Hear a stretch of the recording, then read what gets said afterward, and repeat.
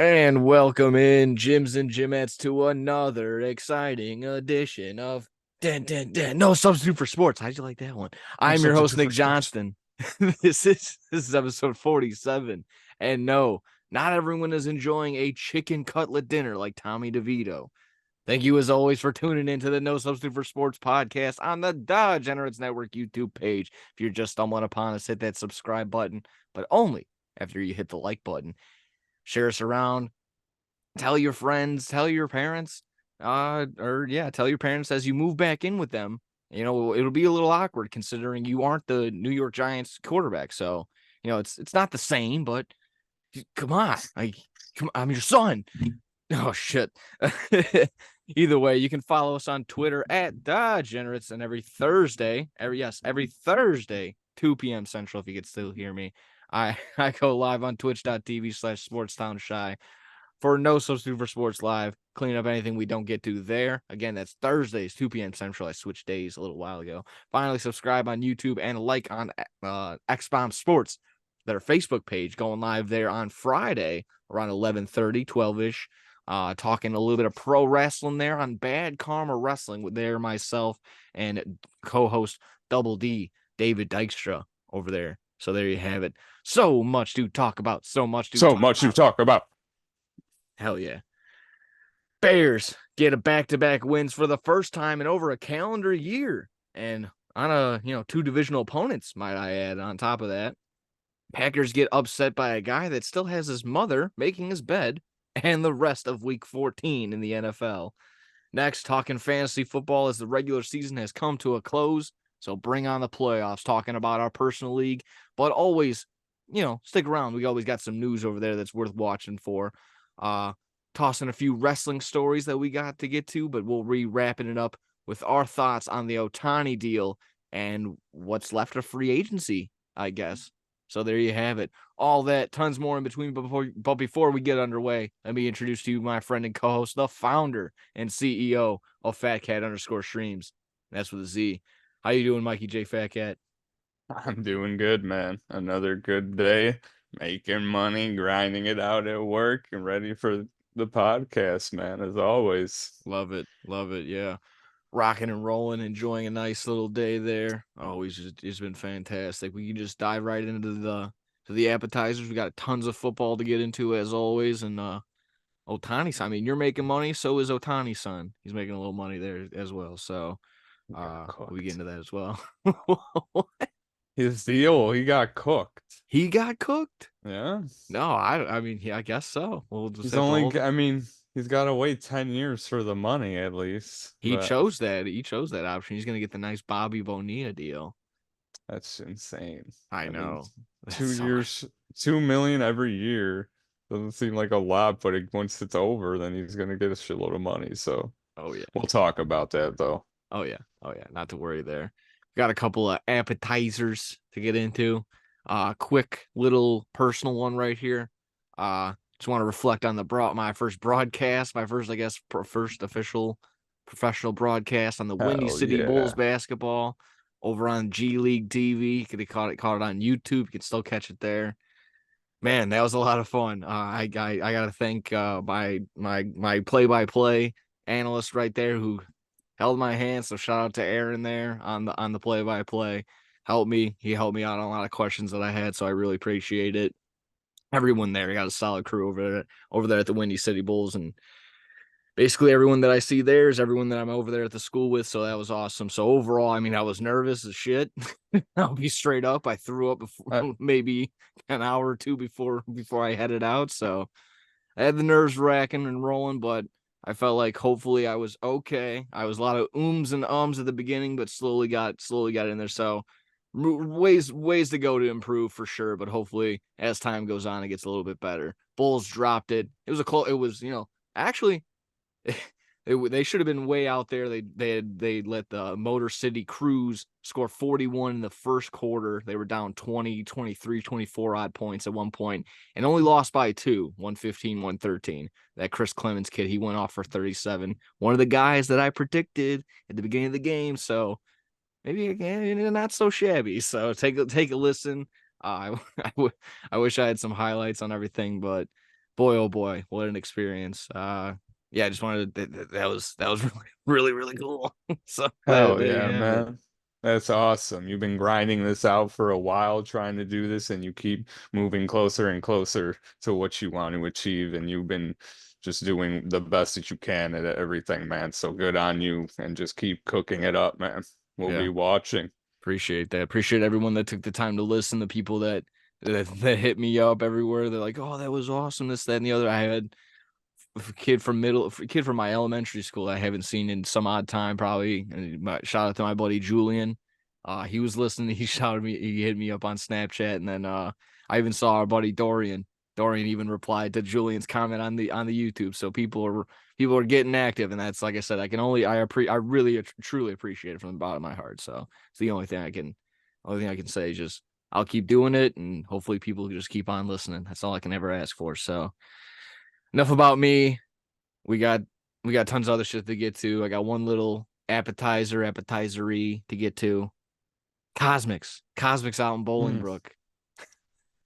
How's that going? Are you interested? Are you going? I mean, I don't remember all the details off the top of my head. I know it's a very crazy little Starbucks influenced menu. Bunch of like churro frappes and hmm caramel flavored ding dong boo hoogie hoos. I don't know what's going on over there. They have the Yeah, traditional McFlurry and a couple other items like that. Uh, but are you interested? I know a couple people that have gone. They put it up on their Snapchat story. Worth doing it, honestly. If you're in that long ass line, you earned your keep on that one. So thoughts on CosMc's? You heading out there? Any thoughts on the menu items?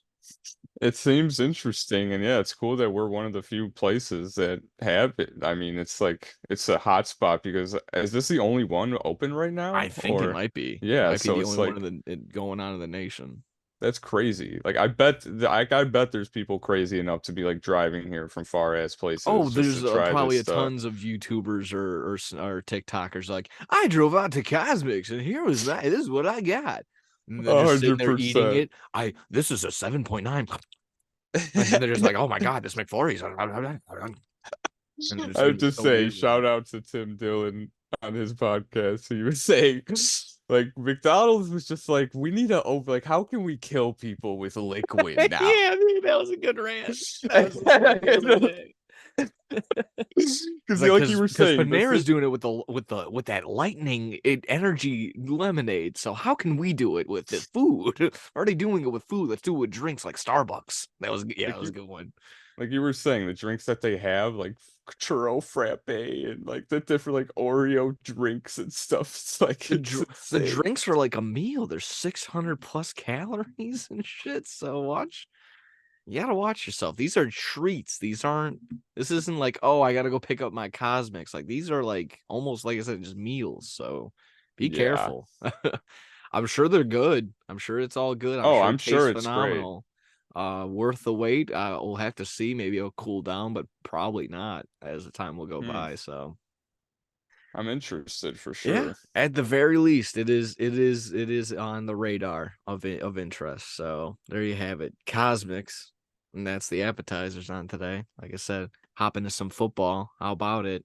Uh, you want me to go on about the Bears, or do you want to go in and deep dive on the Packers? You can start with the Bears. All right, Coolio. All righty. Talked about this a little earlier this week on the Sports Pit. I don't know if we got to uploading that episode on the Spotify, but actually doing that now. So anybody interested in that daily show that we've been doing on the Sports Town Shy, check that on the Spotify. Just look up Sports Pit. The Sports Pit, actually.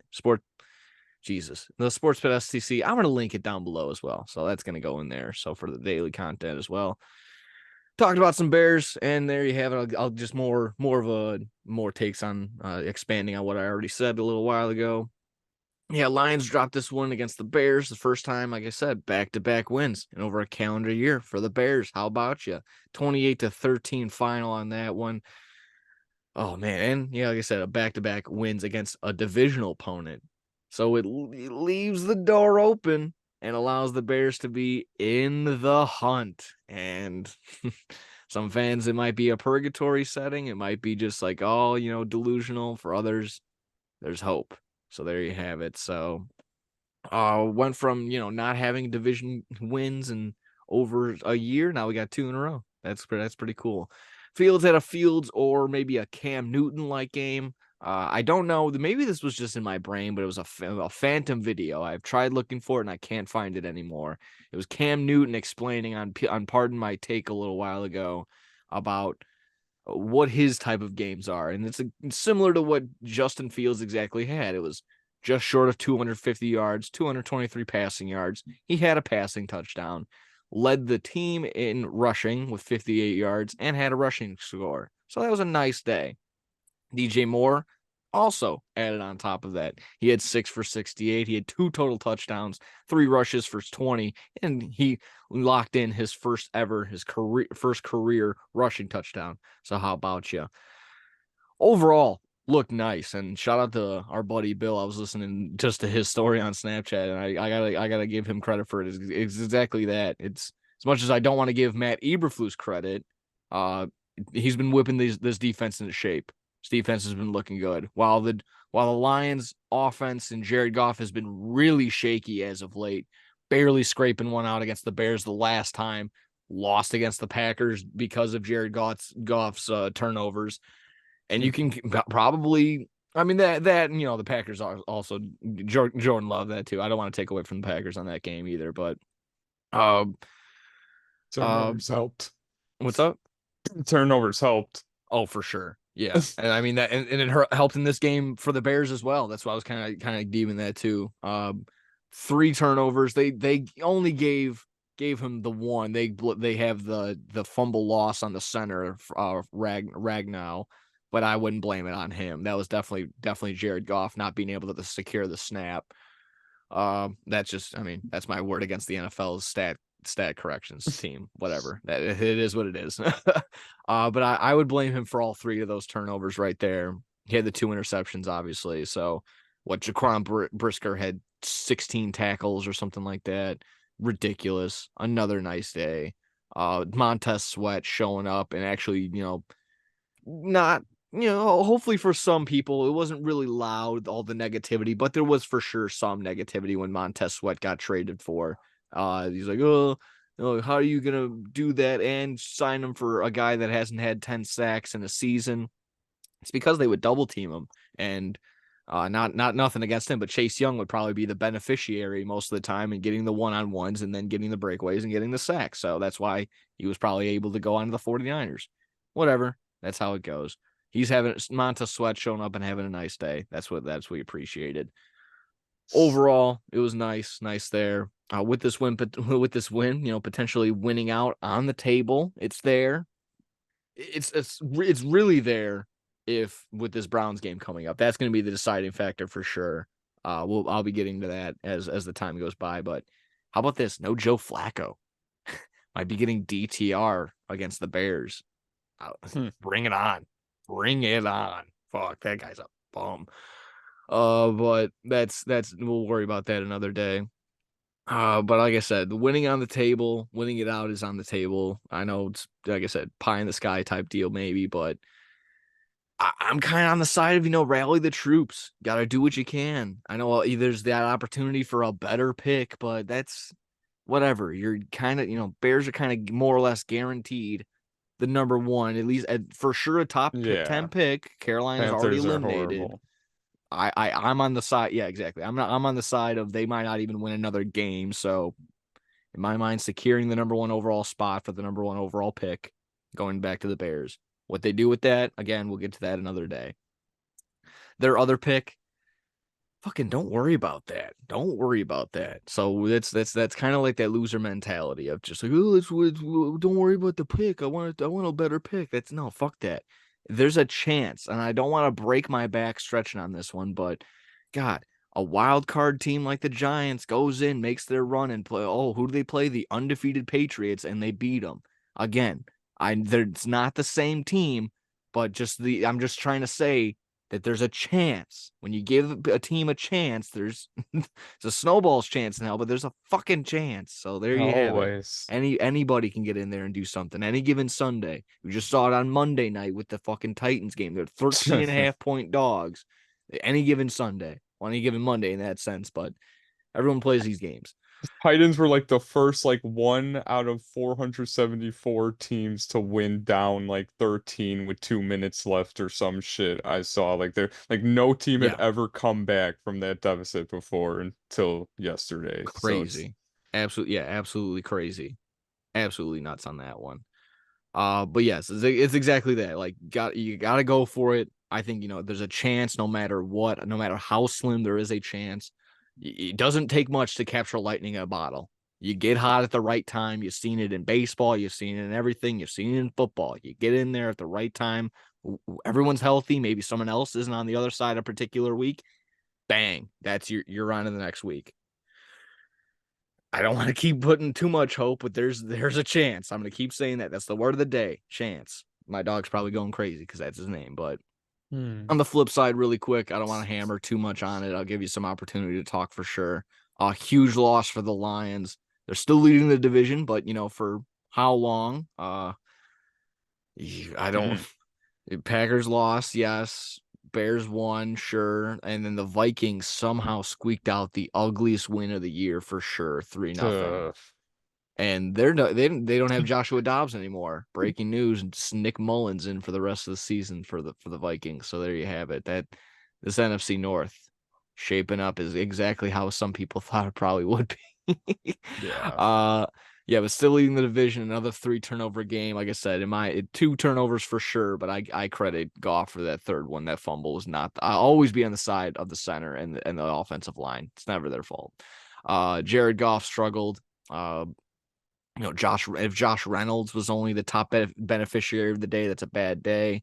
Between Sam Laporte and St. Brown only having 5 receptions between the two of them, it's not good. That's not how the Lions are going to win anything. And I would probably raise a little question, a little concern maybe for the Lions. They have the Broncos at home. They got the Vikings away and at home, so those might be 2 wins. They might go 2-2 on the way out, and who knows if that's going to be enough. We'll see how that is.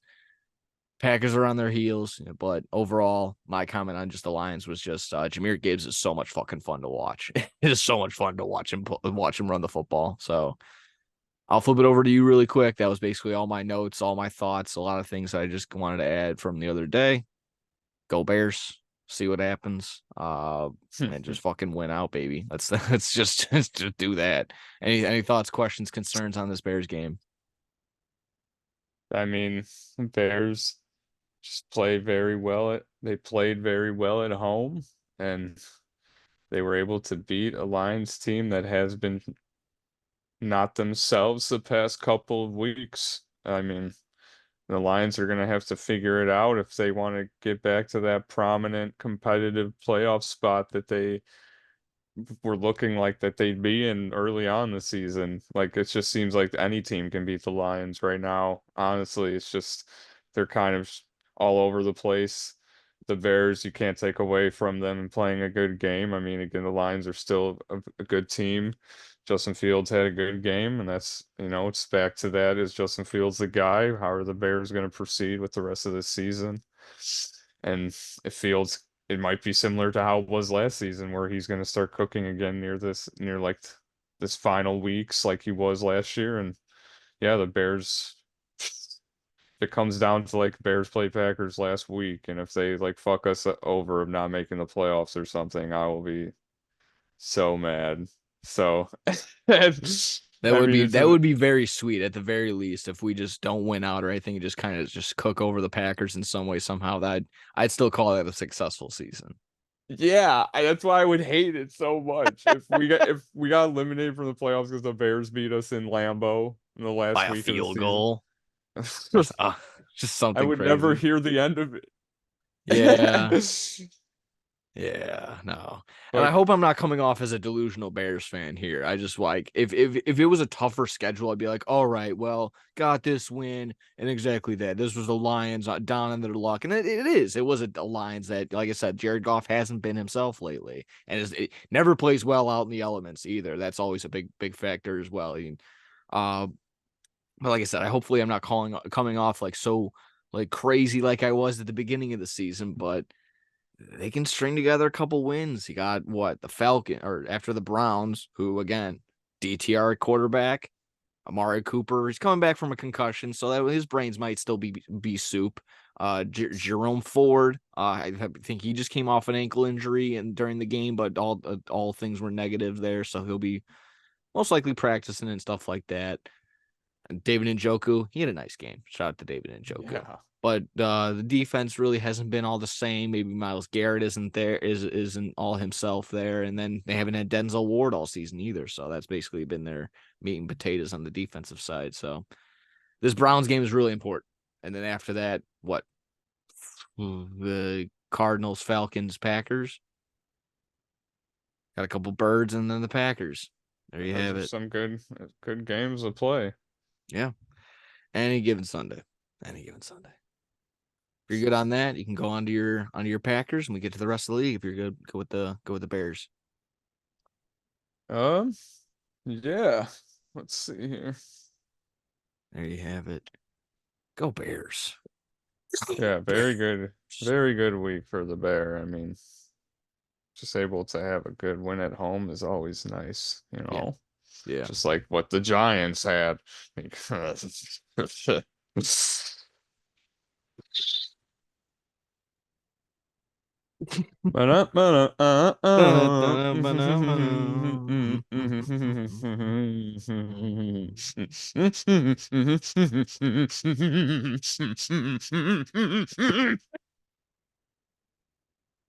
His agent is insane on the sideline. Did you see him? Yes, that I was. He's a cartoon character. That's the only way I can describe it. It's the only way. That's on a I pork belly hat and just is like I'm his agent. I can't believe Crazy. this is real.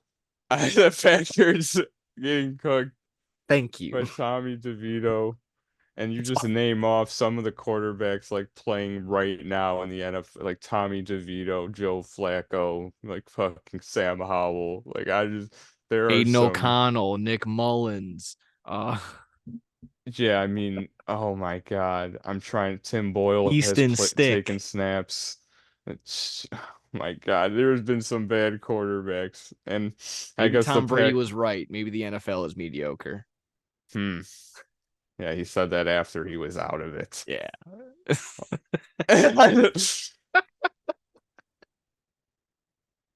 The Packers, I thought that this was going, like I said, of course, I said it last podcast too. I said, now just don't lose to the Giants. And it's exactly what they did. They beat the Chargers, they beat the Lions, they beat the Chiefs, and then you lose to the Tommy DeVito Giants. Like it's just like how does that happen? Like how the fuck does that happen? I don't understand. It was looking decent too. I mean, we scored a touchdown in the first quarter. I was like, come on, let's go. Jaden Reed rushed it in.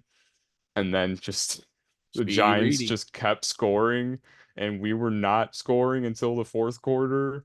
And it was too late at that point. I mean, they were able to just kick the game-winning field goal and just I can't believe we lost to the Giants again. We lost to them last year too with Aaron Rodgers, and we still lose to them. I just with Tommy DeVito, we lose them with Daniel Jones. Why can't we beat the Giants? I don't understand. Saquon 2 touchdowns cooks us. Tommy DeVito threw his one touchdown pass was a fucking dot to the corner on the run. Yeah, that Just was nice. crazy. I mean, But yeah, and on top of that, not a lot of passing yards to account for, but he had 70 yards on the ground, 71, I believe, to be exact. that's very good. Yeah. I mean, just unfortunate because now, I mean, we're Packers still in a decent spot. We have to win at least 3 of these last 4 games to be in a good spot to make the playoffs. If we win all 4, we'll for sure make it, but we need to win at least 3 now. We're gonna play the Bucks, the Panthers, I think, the Bears, and the Vikings. I can pull up So the schedule for you really quick. I think it's probably not in that particular order. I know the Bears is the last game of the season, but Yeah, the Bears will be the last game of the season. Next up for the Packers, you got the Bucks at home. You'll go on the road just on Christmas Eve to Carolina. Another oh my God. another road game. Yeah, another road game on New Year's Eve. That'll Wow. be in Minnesota. That'll be Sunday night football. And then to be determined on the time for the Green Bay Packers and Bears game on the last game of the season. So Bucks, Panthers, Vikings, Bears, home, away, away, home. That's the schedule.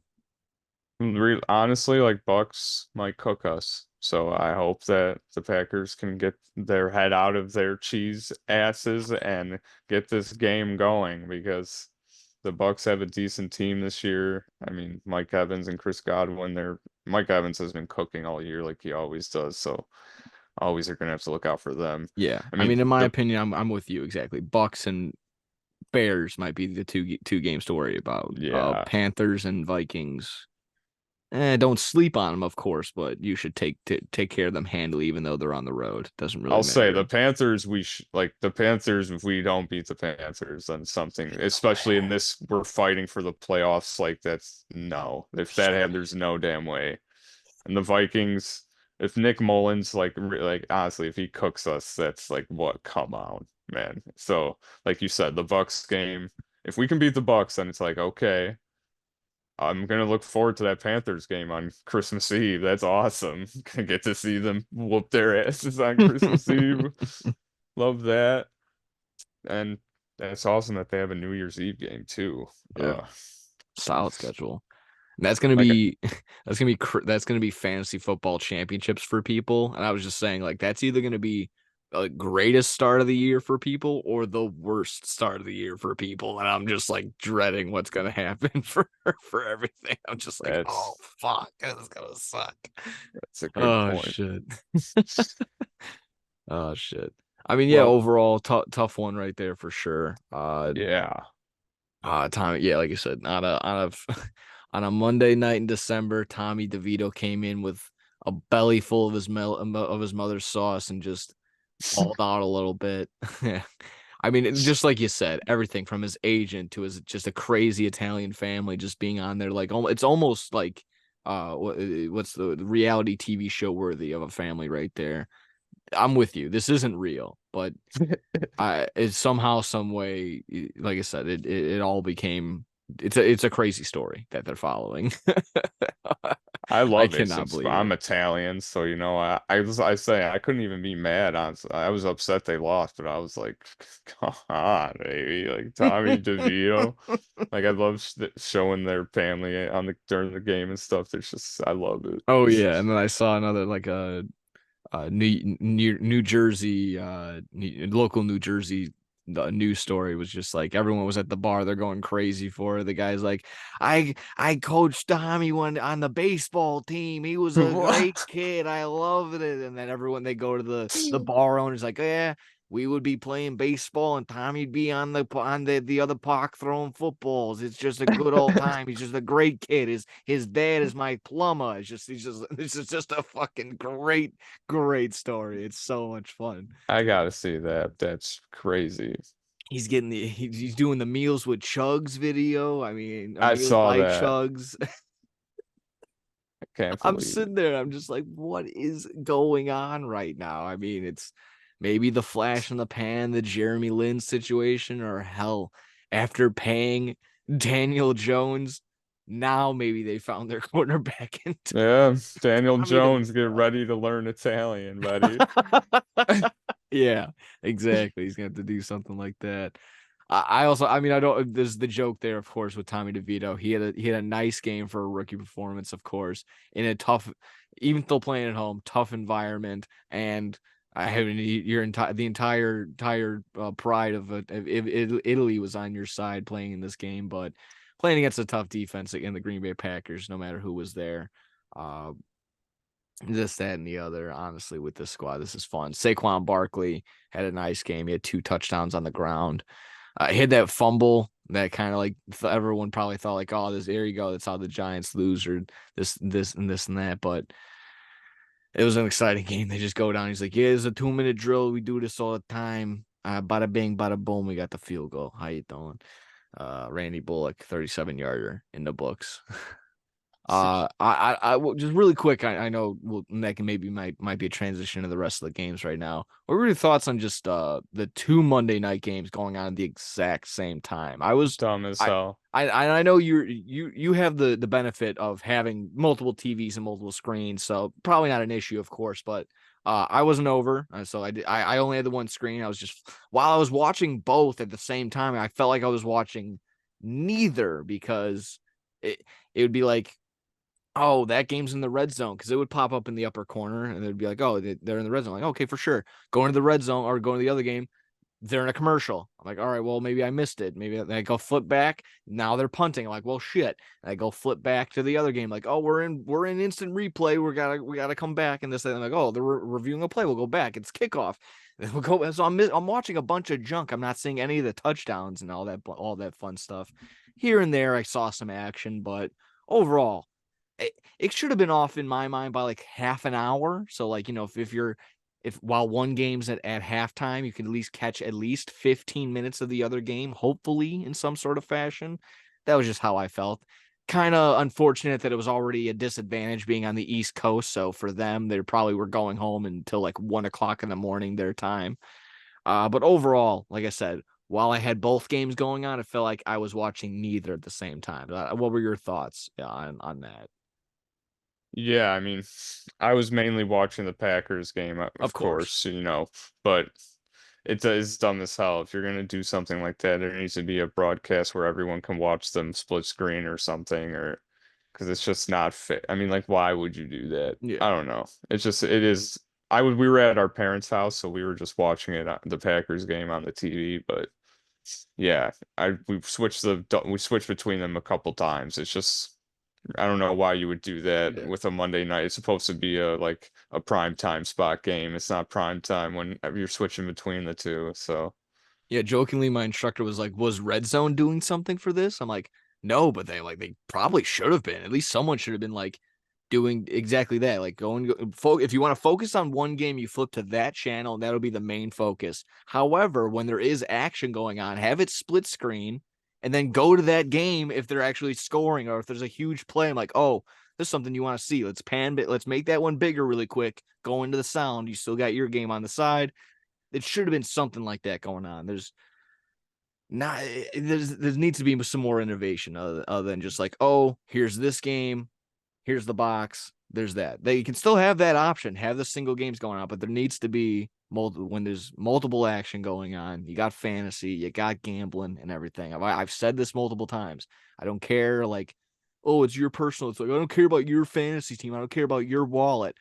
The gambling and the fantasy is making the fucking world go round in this thing we call football right now. So just maybe mainly in sports, to be honest. So let's not ignore that. I know again, it's, oh, sorry, it's my personal fantasy team.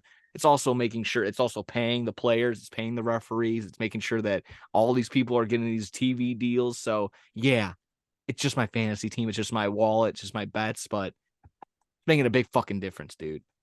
Bang, bingo, bango. Make someone make the move. ESPN, do better. That's all I gotta do say. better. Yeah, Do don't better. do that again. Yeah, don't do that. I did lie. I was like, so nice. They gave it to us twice, but at the same goddamn fucking time. But there you have it. That was Bears, Packers. We got some more football, the rest of week 14 to get into. Are you ready to dive in? Yeah, let's hit it. Alrighty. Let's just start off at the top. Don't have a ton to comment on a bunch of these. I only saw a handful of games from mostly highlights, like I said, out of the Windy City Bulls action for on the Sunday. So took away from a little bit, but saw a majority of that Bears game. So that was at least the benefit there. Obviously, also listen on the radio. Hey, I'm on the radio. Uh, but there you go. We'll dive in on this week 14 action. Buccaneers and Falcons.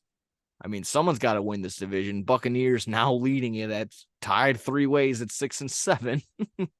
Hmm. 29-25. I guess it didn't get a ton other than just what from stats. Rashard White had a decent day. Mike Evans only caught 1 ball for 8 yards, so a lot of people were pissed off there. I guess a back and forth. I'll check really quick, but any thoughts really quick on Bucks Falcons? Yeah, I mean, it was back and forth. The Falcons were looking like they were gonna win too in the fourth quarter, but the Bucks cooked them up. Baker Mayfield, two Holy shit, Kyle touchdowns. Pitts caught a touchdown. I'm sorry, I Wow. I don't mean to interrupt you, but that never happens. I didn't even see that, and I picked him up in another league and started him. Yeah, well yeah, he's probably actually maybe worth it a little bit. That's I know crazy. Drake London had a huge game too. There, He that was did. yeah, Yeah, 10, he 10 for 172. How Hachi Machi. on my bench. Yeah, I mean, and rightfully so, kinda. I mean, no one saw this coming. Honest, No. Drake London hasn't had a game like that ever. That's crazy. Bijan Robinson having a touchdown there too. So yeah, it's a little bit of stats, and of course, underselling it for sure. Boring on our side because obviously this is just an NFC South action, but super important for the division and deciding who's going to be the representative of the NFC South because there's no way there's going to be a wild card spot for that division. So, Hmm. if you're good on that, we got Colts and Bengals. Bengals getting the dub right there, 34-14. I actually caught all of the Colts scoring. They did a lot of it right at the end of the game, right at the end of the first quarter. But I had that one take. Oh, and I guess it's got a little bit of legs. It's got some life that my take of, maybe the Bengals roster is just talented enough to squeak by with Jake Browning type deal. So maybe They just might be. maybe the Bengals aren't completely dead. I know they're still in the hunt. They're still I don't think they're necessarily in the playoff just yet, but there's a chance.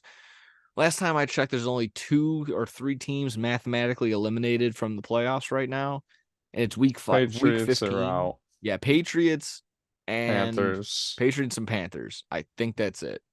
Otherwise, even though the Cardinals are 3-10, they're still mathematically eligible to make the playoffs. How? Don't fucking know. How is I that would have. possible? They're hanging on by a thread. I'm sure if they lose this week, they're done. There's a lot of teams like that. I'm pretty It sure if the has to tight. be do or die for them at that point. Yeah. You just got Kyler Murray back there, like, all right, boys, all right, boys, let's go. We gotta do it. We gotta do it for the team. I'm Come sorry. on. Just That's imagine it search and destroy, Kyler. Yeah, he's just making a bunch of Call of Duty references. Like, Kyler, I don't know what the fuck you're talking about. Get deep. It's team deathmatch. Go capture the flag, dude. Like, what? Get open. There you have it. We're off the rails already. Bengals get a big win right there. Like I said, it was. Yeah, I was hyping up the Colts a little too much, maybe. They had a spot. They're still in it somewhat, but maybe they're a little fraudulent. I don't even want to use that word just yet, I but mean, they're the Colts. I know it's a yeah. lot to ask for. Excuse me. Hairball. How about Oh, Jags and Browns? Browns get a home win right here, 31-27. Flacco back down to the practice squad and possibly out entirely. He's eligible to sign with another team. Why? Why? Why? Why? Doesn't make any sense. they just Please, won. but like I said, please give the Bears DTR. That not FTR because that's the greatest tag team ever. Give them Mm, DTR to play next week. Sorry, what'd you say really quick? Dun, dun, dun, dun, dun, dun, dun, dun, dun, dun, top dun. guys out. Oh, how Wait, about so final battle? Joe Flacco just won the game for them and they got rid of him? Yeah. Yeah. Hmm. Okay. I also saw something where it's like raise your hand if you've thrown over 250 yards and 2 touchdowns in the past 2 games or past like 10 years. And it's like Joe Flacco raised his hand. It was like no, but no no Steelers quarterback since Ben Roethlisberger have been able to do that. Wow. Yeah. He's just done it back to back weeks. This is just coming off the And they couch. just got rid of him? Yeah. Why? What are Yeah. they thinking? I Yeah. didn't even know they cut him. I don't know. Again, not cut essentially. He's just on the practice squad. But he's eligible to get picked up, but he can sign with another team, which I mean, how about the Jets? No, I'm just kidding. Yeah, they need Zach Wilson something. actually had a decent little game. That's who I have up next. But that was a big one to drop for the Jags. Not gonna overlook anything right there on that side of Yeah. things. I know Trevor Lawrence was banged up to probably somewhat of a miracle for him to come up and get into this game, but that's how those ankle sprains usually work. It's either you're out for no time or you're out for like roughly 3 or 4 weeks or something like that. It's really no in between right there. But yeah, that huge one to drop there. I think he threw 3 touchdowns, but he also threw for 3 interceptions. So that probably had something to do with it, without a doubt. You don't want to give the Browns defense anything to work with. Any final thoughts on that game? Yeah, I mean, props to Joe Flacco for cooking for them while Deshaun's been out, and yeah, I mean, threw 3 touchdowns, 300 plus passing yards, and he gets cooked. So Yeah, just I guess tossed it aside. Said fuck you, it's thank a you, fuck you, cut, bye. it's a cutthroat business. It is. And there you have it. How about these Jets and these Texans? Jets hosting them that they win 30-6. Are the Jets back? Are the Jets back, baby? Super Bowl bound? I mean, I don't know. Jets, Jets. But it's of course not realistic. Texans were just riddled with injury for sure. Already losing Tank Dell, out for the remainder of the season from last week. Nico Collins went down pretty early. He had a calf injury, if I'm not mistaken. Yeah. C.J. Stroud left for concussion protocol. Not a some help out of Devin Singletary on the ground, but nothing really from Pierce, who's again coming off of injury. So tons and tons of problems there. Noah Brown didn't do much. He was targeted 5 times, but couldn't haul in a pass. On the flip Oh, side, shout out to Garrett Wilson. Had a nice day, first time in a long time. And I guess that connection with Zach Wilson is there. Wilson to Wilson, how you doing?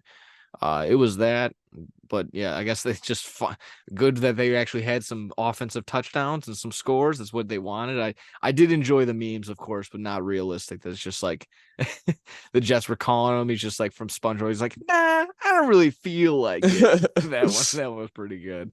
But glad to see he stepped up and honestly won a big one. I mean, that's gonna affect the Texans playoff chances.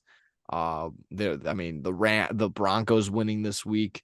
They had the tiebreaker over them in that sense, so that's a big leg up for the Broncos. Again, they're a team outside looking in. Uh, but yeah, this was a big one, 30-6 on the Jets and Texans. Any thoughts there? uh, I didn't really see much of this game, but yeah, they whooped the Texans around. So props to them. They needed to of something like that with how shitty the season's been going. So Yeah, get a we'll little see. momentum boost in that locker room. Yeah, some people again with playoff and other stuff implications. We watching the concussion protocol and all and just overall just watching for CJ Stroud. Don't want to be missing out on another QB in the fucking year because if I mean we'll get to that game. Yeah, I'll just hold off on that news. This was an exciting one, honestly. Got through a couple of humdingers, but here's a good one. Ravens and Rams. Poof, this Rams team ain't that bad. Ravens win in overtime on a walk-off punt return, about 70 some odd yards. 37-31. Lamar Jackson had another stellar performance. If he goes berserk, honestly, stats wise and maintaining, consistent wins over a couple of whatever's left in their schedule, you think Lamar is MVP worthy? I know his name really hasn't been thrown around all too much, but with Tua having a bad game, I know with MV Prescott is in conversation as well as Brock Purdy. But I think Lamar might be a strong little flyer depending on what the odds are. I'd have to take a double check. So overall thoughts on the game, thoughts on the Rams, thoughts on Lamar Jackson, anything else in between on this game? Yeah, I mean, Lamar's a beast. 300 passing yards plus 3 touchdowns. I mean, 70 rushing yards. And like leading the team in rushing. he's just a beast as always. I mean, he should always be considered for MVP when he's playing like this. He's already won MVP in the past, and I mean, you can't deny the talent that he has when he's cooking it up. So the Rams, it is cool that they're able to keep it close. They've been way better than everyone thought this year. I mean, Puka has been the best pickup of the year in fantasy and just in cooking for the Rams in general. He's just unstoppable almost. Like, I mean, what did he have? 5 catches, 84 yards. Yeah. Geez, okay. This is a Cooper solid Cup did better PPR than day. him, but still, I saw him make some big catches, and Yes, he he's did. just a beast. I mean, he was drafted pretty low, and it's cool to see someone like that cooking it up. So good game there. And yeah, the punt return to walk it off is it's crazy. So I'm looking at Lamar Jackson's MVP odds. At least at DraftKings, he's sitting at plus 475. So that's third behind Prescott and Purdy. With a remaining schedule of the Jags, the Niners, the Dolphins, and the Steelers. Whew. Whew. So while I like the 475, I wish it was a little bit higher, but I get it. It is essentially the QB award, and then we can always talk about that. But I not the worst, but I wish it was a little bit better at maybe like plus 600 or something like that. But it is what it is. A tougher schedule than I actually thought. But if he gets through it, wins a majority of those games, or if not wins out, I know again that game against the Niners is going to be the real measuring stick for sure. Uh, but man, if he wins out, that would tell me like for sure that would kind of hand it to him. And again, it, get it in as soon as you can. So these odds can change really really quick on just one win, one performance, and not even based on their own performance. If it's a bad one out of Purdy or what's his nuts, Dak Prescott, that can come back. So get it in while you can. I guess Lamar Jackson, if you wanted to do something like that. Oh my, I don't know what's going on with my doggos. Yeah, that was just thoughts there. And I guess overall punt return for a touchdown to end overtime, probably one of the most exciting plays in sports. So yeah, Yeah. yeah, it goes without saying. Great way Uh, to walk it off. yeah, huge. Saints and Panthers, 28-6. Not much on this game. Thank you, Panthers Panthers. suck. Yeah, thank you, Panthers, for continuing to lose. Gives those Bears a better opportunity. Uh, Vikings and Raiders, 3-0 in favor of the Vikings. Wow. Wow. I got not much on this game. Did not know that Joshua Dobbs is going to be done for the end of the season until now. So Yeah, it sucks. yeah, that's that. So you get like we mentioned, Nick Mullins. Nick Mullins. I mean, it's no better. On Thursday, you're gonna get Easton Stick versus Aiden O'Connell. I think it's Chargers and Raiders on Thursday night. Bring your barf bag. And that's kind of who we can talk about next, honestly. Chargers, Broncos. Broncos get an important win for them. Or excuse me, the Broncos get an important win for themselves. Chargers lose another one. Fire Staley. It's insane that this guy has a job. Broncos are on a tear, but the big news for sure is that Justin Herbert has on his he fractures his finger on his He's throwing out. hand, and he's out for the season. Yeah, he's done. And I would think that the Chargers are done too. Like Yeah. yeah, not even worth looking at their schedule. They've been underperforming. They Joshua Palmer's back. If there's any inkling and any positivity from there, but finally got a good game out of Austin Eckler. Besides that, I mean, Quentin Johnston, it was your top receiver. That's my brother, so I got to shout him out there. But overall, that Easton Stick kid was getting lit up, could not What? hold on to the ball, and it felt like like I said, every time he got hit, and he got hit a lot, he was just fumbling away. So that not looking good, not looking good for the Chargers. Yeah, don't want to take Easton away from the Bronx. Stick. Yeah, Easton Stick. My my instructor made a joke. He's like, "It sounds like a baseball bat." I'm like, "Yeah, It sure does. Like, go grab that Easton stick over there. I'm gonna go hit a dinger. Like, yeah, I think so. I ought to go hit a home run. Ba ba bang. Uh, don't no need, yeah, no need to get in the outfield. Just go over the fence. I got it. I'm gonna go snag that. Uh, there's that. Yeah, like I said, the Chargers are done. Broncos, don't. They're on a little roll. They're on a roll. Look out. That's all I'll say. Let Russ cook. Let's ride. Yeah. Let's get to some better ones here. Niners get a win over the Seahawks 28-16. This was closer than probably what some people thought, but again, Niners continue to just roll on. Interesting to see how they control the playoff seeding. I've kind of fallen off on the Seahawks now. They've kind of proven Yeah. not to be fraudulent because a lot of people were like, oh, they're not really the playoff guys. I thought they were going to be the overachievers that were a lot of people undermined, but clearly not enough. Not enough maybe from Geno Smith. He also goes down. They're going to get Drew Lock again. Just another brutal name, another brutal Yeah, quarterback to watch for. You feel bad for a guy like DK Metcalf, right? And Tyler Lockett. He has no projected points. I've not seen a report on him just yet, but maybe something wrong with him in that sense. But we can get to that when we talk fantasy. That was that game. That was important for the division, I suppose. Niners first team to clinch a playoff berth in the NFC or just overall in the NFL, and they sweep the Seahawks in the division. Any thoughts on really any of those games that I kind of just bury through? But of course, like I just said, just talked about the Niners and Seahawks.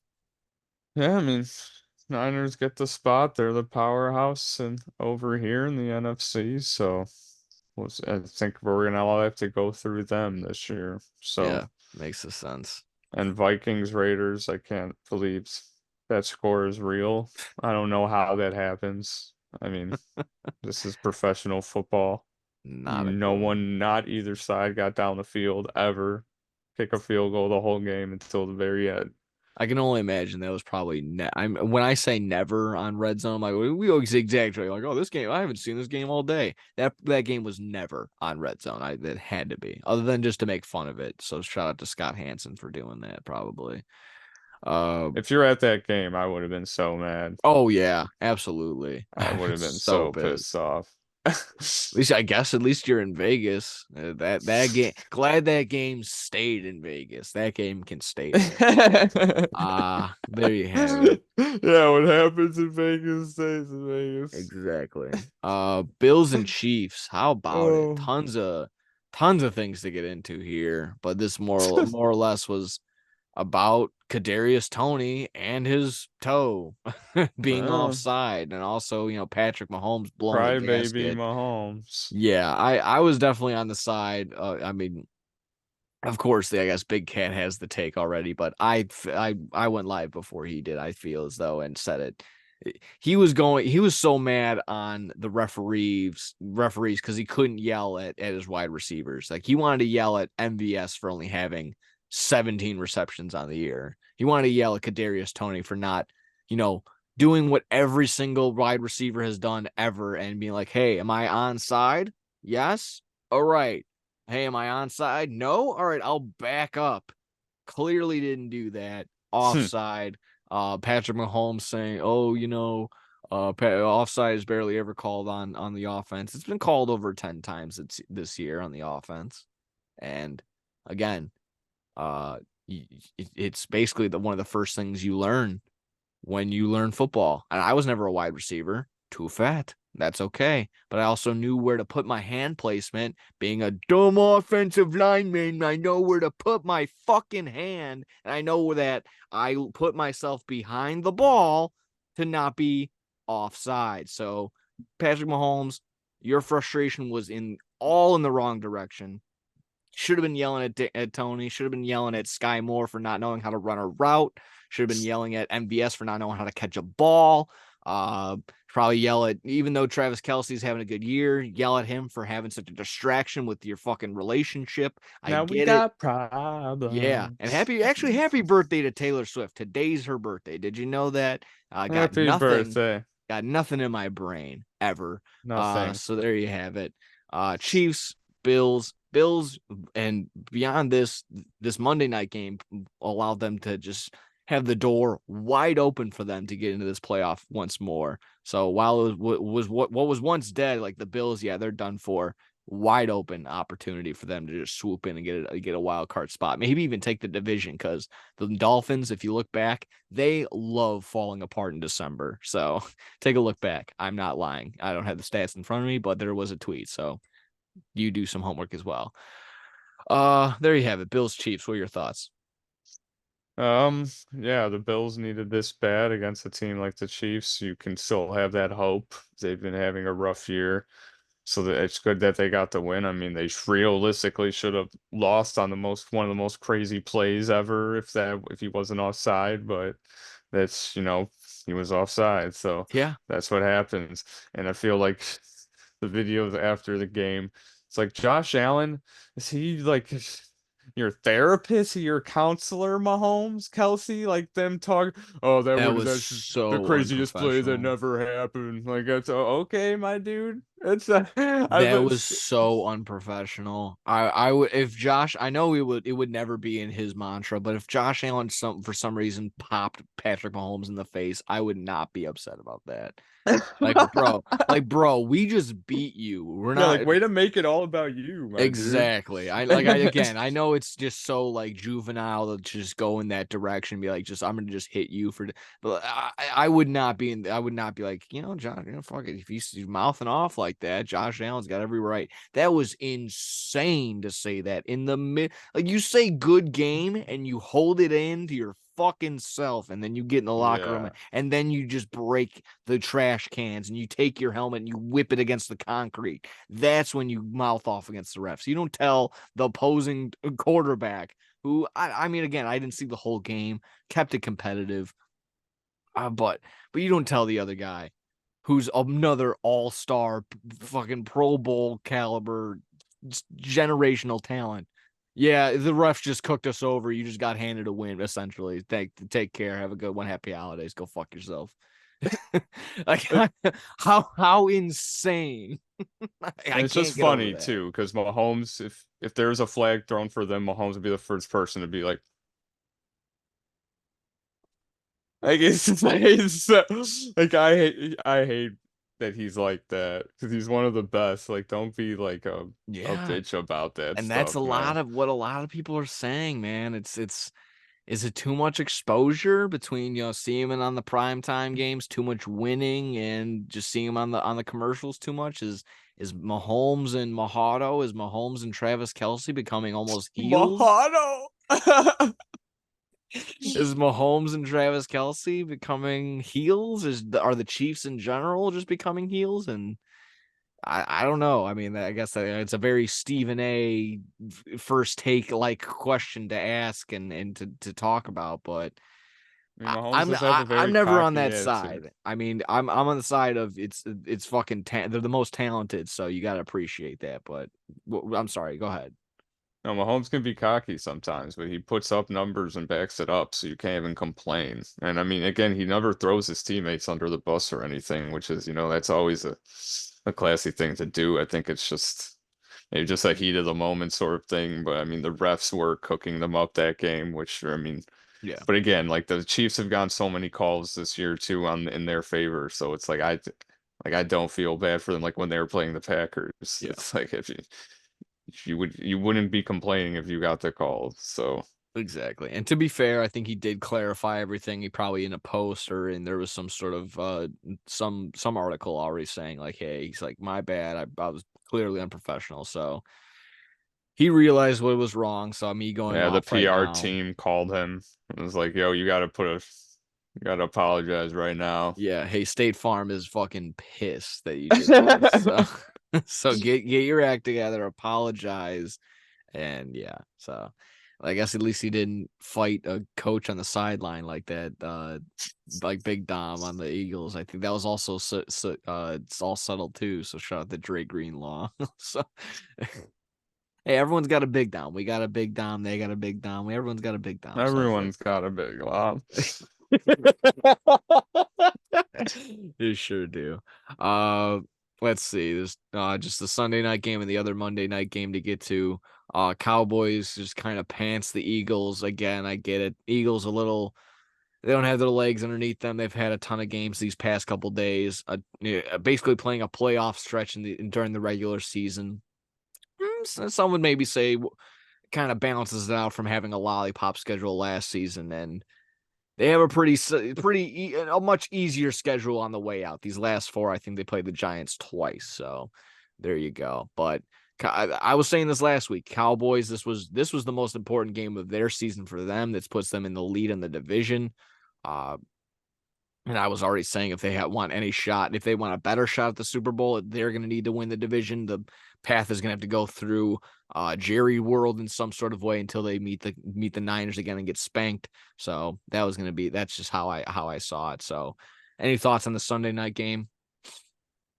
Um, yeah, I mean, this is big for the Eagles. I mean, big for the Cowboys. I mean, as being able to beat this divisional rival that's been breathing down their necks, it feels like forever. I mean, people always have been talking shit. The Eagles are better than them, and they were able to beat them earlier in the year. So you're able to continue that shit talk. But Cowboys kept it pretty close that first game, and now they just whoops them pretty handily by 20 points. So, I mean, I feel like the Cowboys are legit this year. People always, make fun of the Cowboys memes and stuff. I mean, rightfully so. They usually blow it and they just might, but I don't know. I feel like they have a very good team this year. The defense is very good. And if Dak Prescott can keep connecting with CeeDee Lamb and they can keep cooking it up with that offense, I mean, I feel like they could be a good team, but I don't know if they beat the Niners if they play them, but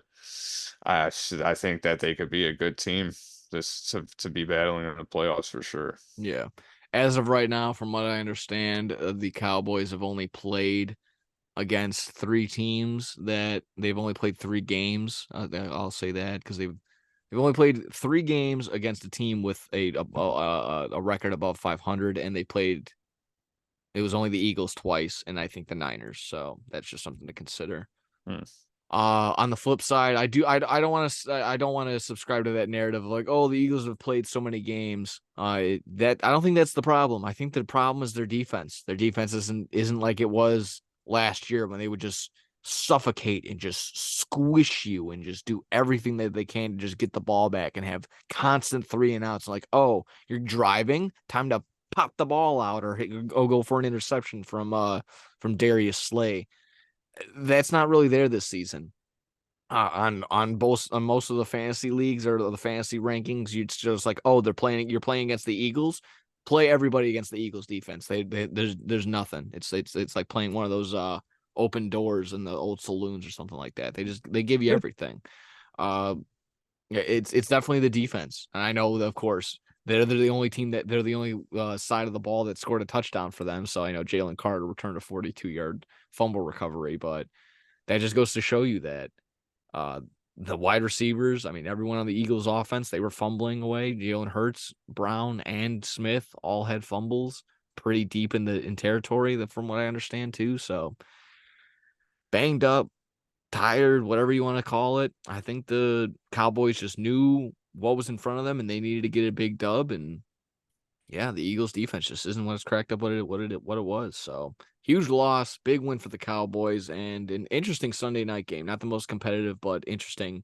Made the playoff picture come into focus a little bit better, as they always say on the previews for shit like that. So with that, there's just a Monday night game with the Titans and the Dolphins. We've kind of slowly talked about it, but man, an incredible last couple minutes for the Titans right there, like you mentioned. Whatever that stat was, how fucking they're the 1 in 142 or something like that you said Yeah, something crazy. to get that dub with losing by 13 with 3 minutes left. Bum beaters lose to bums. Like I said, I don't want to call the Titans bums necessarily. They're no pushovers, but they're not exactly the most talented. I think they're just really like punching themselves in the like, damn, if we just had Will Levison at the beginning of the year, maybe we could have had a couple more wins stashed in the back pocket or something like that. But overall, decent little game out of Henry. Didn't get a ton of yardage, but he got 2 scores. Will Levis finding DeAndre Hopkins. That was your big yardage getter, 7 for 124 and a touchdown. Hmm. And then I think there was also the idea, and I'm kind of subscribed to it already too. Further proving that idea that, like, Tyreek Hill is so valuable to the team. Look what happened. He leaves, and the Dolphins offense is kind of comes to a standstill, or more or less just relied on Raheem Mostert in the run game. And Raheem Mostert had a nice day. He had 92 and 2 scores, but not being able to move it too much through the air without Tyreek Hill there proved to me, at least to me, that a guy like that has value, is the most valuable, and that should be considered into that award there, not just who's the best quarterback. So whatever, that's just something to consider there. What were your thoughts on this game? Huge upset, like we already mentioned. 13.5 point dogs were the Titans, and Mike Vrabel just comes in with that testicular fortitude and gets a dub. So how about it? Titans 28-27 over the Dolphins. What were your thoughts? My Vrabel is just still one of the best head coaches. Always got to look out when you're playing against him. And Will Levis had a great game. I mean, able to beat a good team like the Dolphins and pull off that improbable comeback near the end there. And seeing him all hyped up like how he was, it's cool because you're just a rookie and you're able to have a moment like that. It's awesome. So props to Will Levis and the Titans getting that win, man. It's a big win there. I mean, I don't even know if they have a chance of. I don't think they can even make playoffs, but they're just The Titans are fighting still out there. the Titans at 5-8, same as the Bears, still have a chance. It's a little rougher. It's a little rougher. It's a tough path, of course, but it's Yeah, still there. There is a chance, a lot of especially if the teams. Jags keep falling off like they do. That's and again, how wrong. At least I know for sure I was. How wrong was I on that fucking division? That's such a competitive division right now. Yeah, Crazy. I don't know what Dom is going off about. Is Bill Belichick done with the Patriots right now? Like what's going on right now? I don't know what. goodbye, Bill Bell. What? Yeah, I don't. Well, let's see. Let's go to Twitter. Exactly. I'm trying to do that exact thing right now. I'm just trying to see if Bill Belichick is trending or anything right now. I think Dom might just be trolling us. He could be. Yeah, ML Football Report, the Patriots will part ways with head coach Bill Belichick this offseason. So, Oh, so he is okay, so coach. here's from the score an hour ago. The Patriots have reportedly to decide, okay, again, the credible source, the score. Patriots have reportedly decided to part ways with Bill Belichick following the season. Report, again, the Patriots have decided to part ways with Bill Belichick following the end of the season. That's Yes. crazy. Well, that's That is breaking crazy. news on here. There you go. There you have it. There you go. Goodbye, Yeah, I see Billy. it too. Bill Belichick is cooked. It says that the decision was made after the Colts game in Germany. Wow, it was that long ago. That was like a month ago almost. Holy shit. I was like, yeah, at least no, yeah, it was a couple weeks ago. Wow, that's nuts. That is nuts. End of an era. Just like Dom said, it clearly was the Patriots way. Maybe it was the Tom Brady way. Oh. Hmm. Yeah, that's crazy. That is nuts. I mean, even though it was already on the table, I know I've talked about this a couple of times where it was going to be the exact statement where Bill Belichick and the Patriots part ways. It wasn't the Patriots are firing Bill Belichick; it's just them parting ways, and still, it doesn't feel real. That's nuts. Um, No, he's been the coach of that team for as long as I can remember. yeah, It's dude, him and Tom Brady. our entire lives. Yeah, Um, yeah, I mean that kind of undermines the other news that I had, and I mean nothing much to really add there. But Drake May declared for the NFL draft, one of the first big name QBs to do exactly that. So there you go, Drake May declaring for the draft. Any thoughts there? You Drake May, you are a patriot. He might be. He might just be, honestly. There you go. If you're good on, if you're, is that good on NFL? That was all the games. That's all the news that I Uh, got. And yeah, all the other breaking news. Did you have anything else to wrap up with? no, yeah, I think that's about all the games. We can go into fantasy next, Yeah, right? exactly that. That's what I got up next. We got some fantasy. Ooh, and there it's exciting. It's around that time. It's playoff time. Everything's up and ready to go. We had our matchups. We had everything in time. Like I mentioned earlier, I wish I had more time last week to dive in on the scenarios and what playoffs. We talk about playoffs. I love that background. Great little speech. Everyone needs to go back and watch that. Uh, but that, yeah, we had tons of scenarios, tons of people fighting for different things, people fighting for the playoff life, people fighting for the first round bye and everything, this, that, and the other.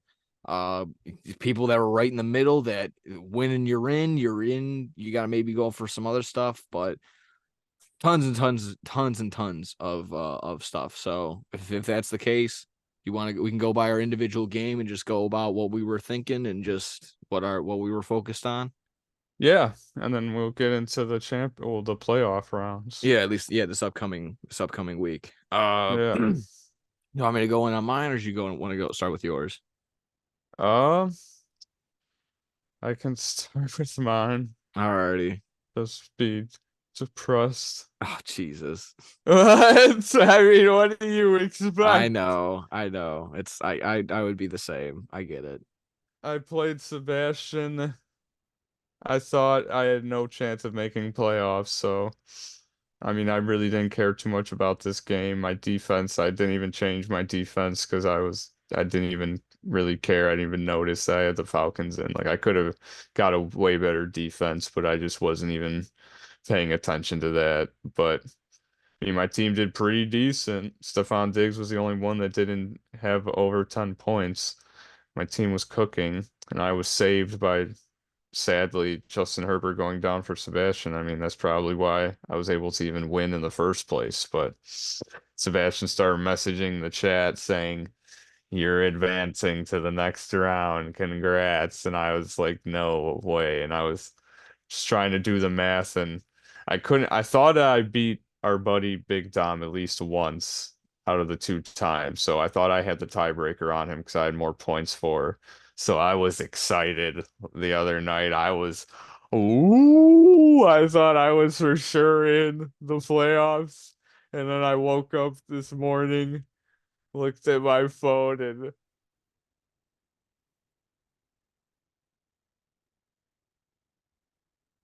pain is Oh, what it was. I was in seventh place.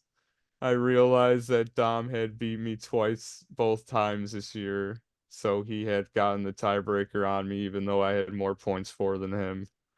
And Dom, even though he was on a 2-game losing streak to end the season, I was on a 2-game winning streak. He gets the last playoff spot, and I'm cooked because of him cooking me up. So I can't, I mean, I thought I had no hope, and then when Sebastian was messaging me, I was like, "Oh, it was just like a roller coaster of being like that no chance." And then when I actually was gonna win from that, Hopkins scored that late touchdown, which put me over the edge on Sebastian. I was like, "Oh shit, I might actually win." And then I was looking at, I was like, "I might actually make the playoffs," but I wasn't able to beat Dom anytime this year. Dom cooked me up, and I mean, I wish you the best of luck in the playoffs, Tom. It's always been rough for you, I feel like, so give it your all, man. We'll be watching from the back, as Sebastian was saying in the chat, you, Nick. I mean, yeah, people that have not won yet. It's both you and Nick have both not won yet, so I'm rooting for you guys, man. appreciate it. Appreciate it. Yeah, I'm looking on both your side. Yeah, it was a couple of injuries on Sebastian's side for sure. Besides Justin Herbert, like I said, seasoning-ending surgery on the finger today. He'll be done all year, and he went out pretty early. Keenan Allen, I think, went down. He was listed as a non-participant in practice today. Tyreek Hill also went out, but he returned later on in the game, and I guess Josh Jacobs also left. left the game with a quad injury. Uh, I limited thought I was participant today. fucked from his kicker. I was just looking at Oh, this. Brandon Aubrey was not only just being, consistently hitting. He hasn't missed a field goal all season long. Wow. Hitting absolute bombs, 40, 50, a 60-yarder to end the as one of those two. I think that was to end the half. Absolutely an absolute menace. Yeah, he had 350 plus yard field goals and then another 40 to 49-yard field goals. So in our league, that's 4.5, 5, and maybe 6 with the extra point right there. So yeah, he had 22. Yeah, he had a crazy game for a kicker. It's Uh, ridiculous. but like you said, DeAndre Hopkins at 26. Kittle had a long touchdown for 44 yards, I believe, and that was a huge one for him. And then Austin Yeah. Eckler had a huge one as well for at least for nice bounce back game for him, 21 on Oh the day. yeah. Uh, I thought it was really interesting. Kamara had 3 catches for negative 11 yards. Just looking at stats throughout the day. So that was What? yeah. A lot of people were like, I saw that on Twitter. A lot of people were like, "What the hell?" And It of just course they're like, of course in PPR that turns out to one still positive like 1.8 points, and everyone's like, "That's why I hate PPR. It doesn't make it's negative." It's just like shut up. You don't like points. Loser. I get it too. I we like understand it's annoying. I can get both sides. Yeah, we Yeah, of like the course. high scoring games though. Of course. I just love like being the contrary, just people bitching and moaning, but overall fun game there for sure. Uh But yeah, I yeah. mean Sebastian, I poetically beat him and then we both are out of the playoffs now. So it's we're just gonna be chilling outside looking in. Yeah. And I mean, yeah, we don't have to go through the seedings right now, but we can I mean, finish yeah, the rest of just these like how yeah, games. we'll get to it when we preview Yeah. the other games. I'll quickly run through my game with Alan if you're good on yours. Yeah, GG, Sebastian. I mean, you brought me on a roller coaster of emotions. I thought I was making it in the playoffs, and I realized I'm cooked. You did what you could. You did everything you needed to do. You won. I mean, you won your games that you needed to. It's just fucking math sucks, and it just goes to show for everyone that's just like it is, of course, in my head, but I always feel like when I am just sitting there freaking out over the smallest thing, it's just like, why is Nick doing that? Why can't Nick just enjoy it? Just like that. It's because of that. Because like the regular season and everything counts. Like just the smallest thing can just fuck you over. And it's just, it wasn't probably one particular thing, but it's just like slowly built over time. I'm just sitting there like, I know. I just, so that's why I just sit there constantly in a fucking just a heave of just like despair when I'm not scoring points. Just like I that's can why that's understand. why it's like that.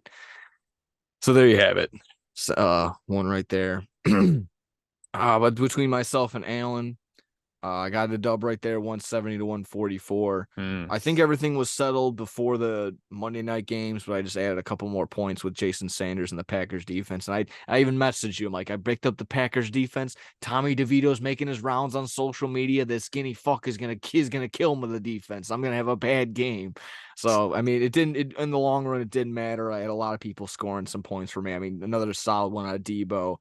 David Njoku having 2 touchdowns again. Hey, get Joe Flacco back out there so he can sling it to David Njoku. But rolled with the San Fran squad and they helped me out.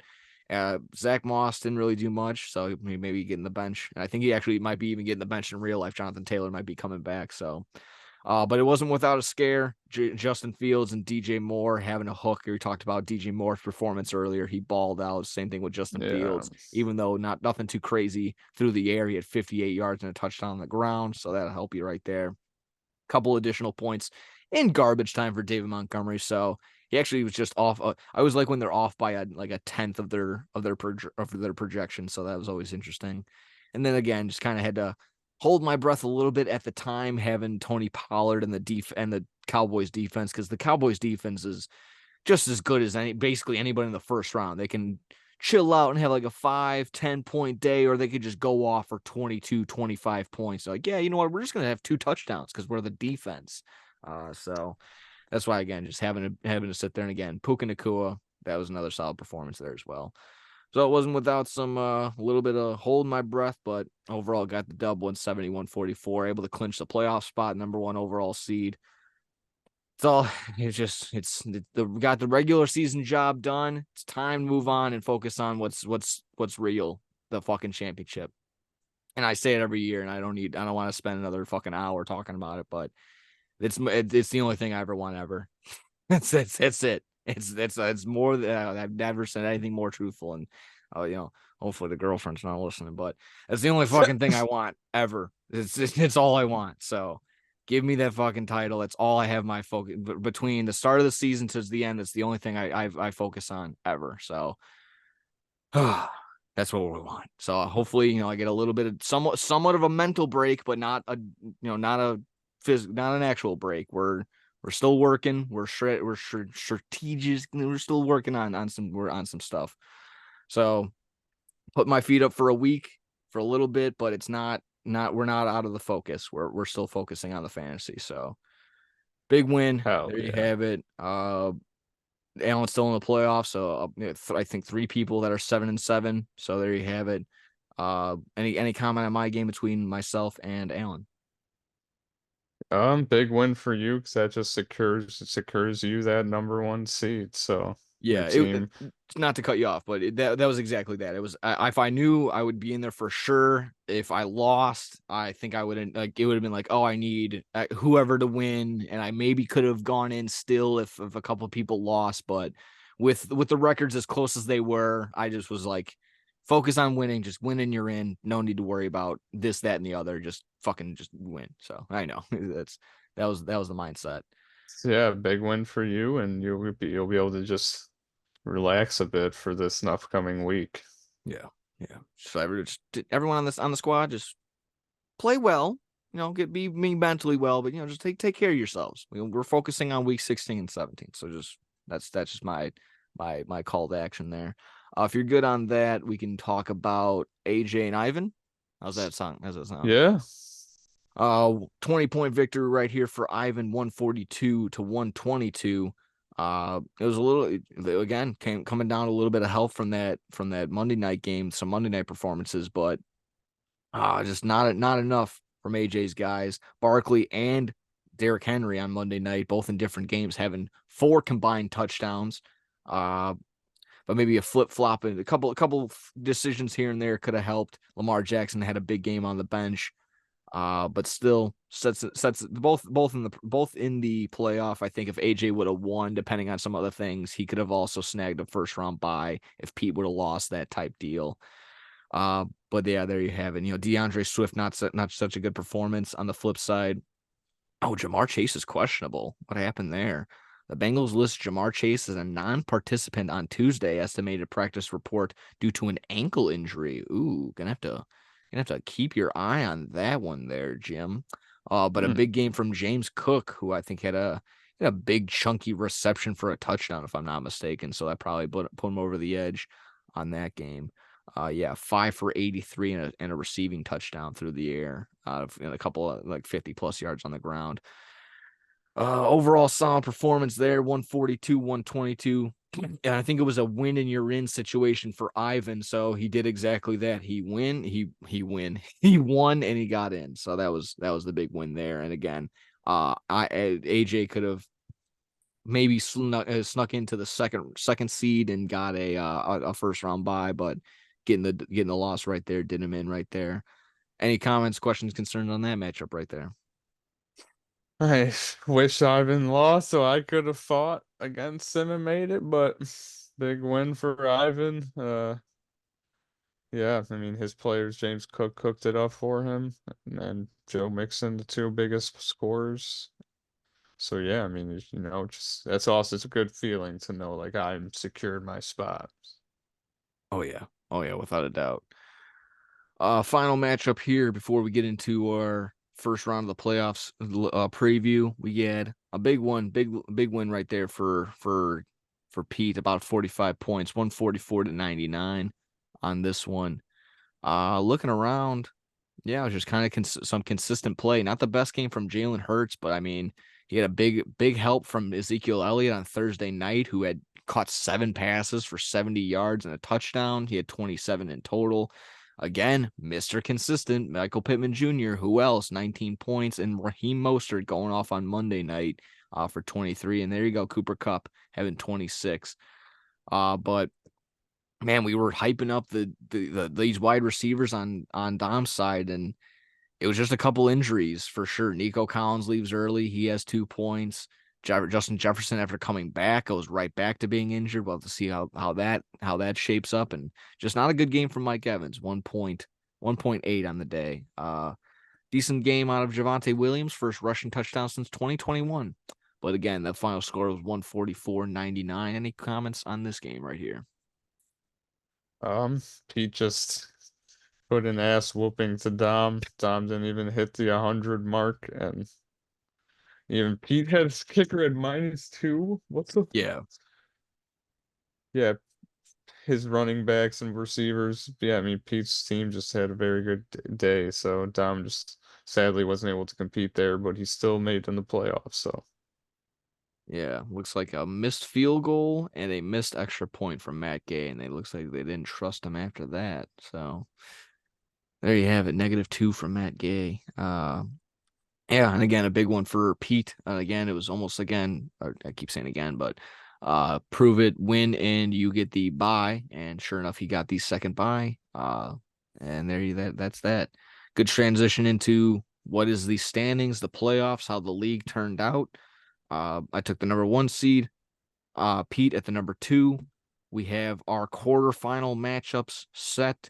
We have AJ at the 3 slot playing Dom at the 6 seed. AJ is 7-7. Dom is 6-8. And a 7-7 matchup duel between number 4 seed Allen Stork Boy and the number 5 seed Ivan the GOAT, according to his name and the picture. So both again 7-7 on that matchup right there. We got, like I said, the outside looking in was just on the outskirts was yourself and Sebastian, but there you have it. Anything before we get into, I guess, just AJ and Dom's matchup against them, and then Allen and Ivan's matchup. no, yeah, let's jump into the matchups, son. All right, coolio. Alrighty, this is important, of course, of course. This gets you into the next round, and there you have it. Looks like everyone's just about set. I'm making sure exactly that. Couple question marks, of course, but no one has a not filled up lineup, anything like that. So start off with AJ and AJ and Dom, or do you want to start off with Alan and Ivan? Uh, let's start. Yeah, I mean, shit. I don't know. Whichever one you think.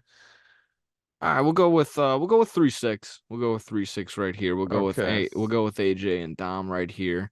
Right now, just in terms of projection, you got Dom favored by 15 points as the lower seed. Wow.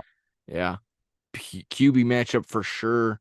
As Patrick Mahomes is leading the way for Dom, they'll be playing against the New England Patriots. He's going to be rolling with, as of now, Chuba Hubbard and Javonte Williams. The Lightning wide receiver duo, of course, of CD Lamb and Justin Jefferson. Will have to catch in and see how Jefferson is doing. But picking up the slap most likely will be TJ Hawkinson on that side of things, on the Viking side of things. Joining him on Dime's side in the flex position, Mike Evans and Rishi Rice. Also another fellow Chief in Harrison Butker at the kicker position, and the Niners defense playing the Arizona Cardinals on Sunday. So that would be a nice little defensive matchup there for them. On AJ's side of things, we got Dak Prescott currently favoring as the MVP of the league. Saquon Barkley coming off a solid Monday night performance. DeAndre Swift looking to turn things around, hasn't been utilized very much, but still the leading back for the Eagles. So nevertheless, got Devontae Adams and Brandon Cooks cooking it up for the wide receiver positions for AJ.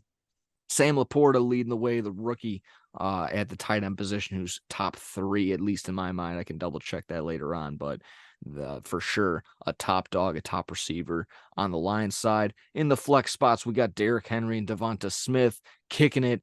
A living legend before our eyes, and Justin Tucker. And finally, playing the New York Jets in a divisional matchup is the Dolphins defense for AJ. Any one of those guys, any one of those matchups there intrigue you from AJ's side versus Dom? Hmm. I mean, AJ's got a very good team. I think the projections, I don't know. Like it's Devontae Adams, Derrick Henry, Devonta Smith, Saquon, Dak Prescott. He's got the hook with Prescott and Cooks. Laporta's been great. I mean, AJ's got a very good team, so it's nothing to sneeze at here. He's the number 3 seed for a reason. Dom, he's looking to fight though. I mean, I hope Dom can get a W, advance to the next round, 'cause that would just be cool for him. Again, also someone that's never won before. So having Mahomes and CeeDee Lamb, Justin Jefferson, Mike Evans. I remember him saying that he was going to start Rashid Rice. So it looks like that Dom's got it locked in. I mean, this will be a battle. He'll have I'm a hook right excited. there too, Mahomes and Rice. Yeah, that's true. I'll be excited to see how this game goes.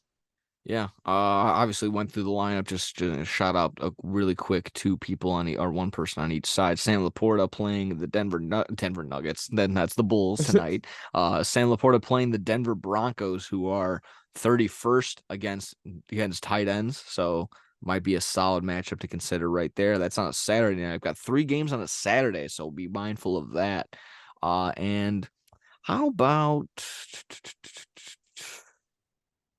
I mean, it's kind of a chalk thing, but I mean, CeeDee Lamb going up against Buffalo, that ought to be good. But I'll go with the other tight end. How about TJ Hawkinson going up against Cincinnati? Uh, again, if there's anything wrong with Justin Jefferson, Hawkinson will be the beneficiary of just all the targets from a young Nick Mullins. So I would just think that's Yeah. going to be a solid matchup right there. There you have it. That's that matchup between AJ and Dom. If you're good on that, we can go ahead and focus on Alan and Ivan. Yeah, let's hit it. All righty. Rolling through each squad like I just did for the other. We'll hit the top. We got Alan. We got Ivan. Both are sitting at 7-7, 4 versus 5. On Alan's side of things, we got Justin Fields taking the reins for the quarterback position, going up against Cleveland. We got David Montgomery and Tony Pollard, and at the running back position, a little bit of hook action, like I said, between Fields and Moore. So how about it? Chris Olave going up against the New York Giants. He's done with concussion protocol. He's been absolutely balling out. I got Travis Kelce going against the Patriots, who we just talked about will be without Bill Belichick at the end of the season. Jalen Warren going up against the Colts. You got Puka Nakua, who I mean, the Commanders have the worst secondary in the league, so he might have a nice, solid little day right there. Brandon McManus and the Cowboys defense in the special teams area of the squad. On Ivan's side of things, we got Tua going up against the Jets. We got Joe Mixon, who's just been cooking a little bit, even without Joe Burrow there. Kyron Williams, rookie sensation on the ground so far. AJ Brown and Jamar Chase, again, questionable right now. Going to have to be mindful and watching out on such a big name like Jamar Chase going down in this key time in the fantasy playoffs, excuse me. Evan Ingram at the tight end position. Brandon Ayuk and James Cook in the flex spots, and rounding out the defensive side. It's Ohio. It's Ohio versus everybody. If you're playing Ivan, you're playing Ohio. It's Dustin Hopkins and the Cleveland Browns from the Cleveland Browns. So there you have it. Pretty interesting matchups all across the board. Were our thoughts right there? These projections are a little closer than AJ and Dom. Again, both really solid teams.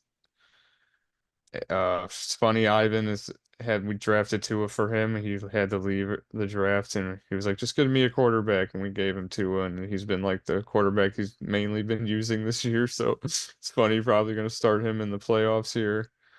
Tua, you know, Williams has been on a tear lately too, and Mixon.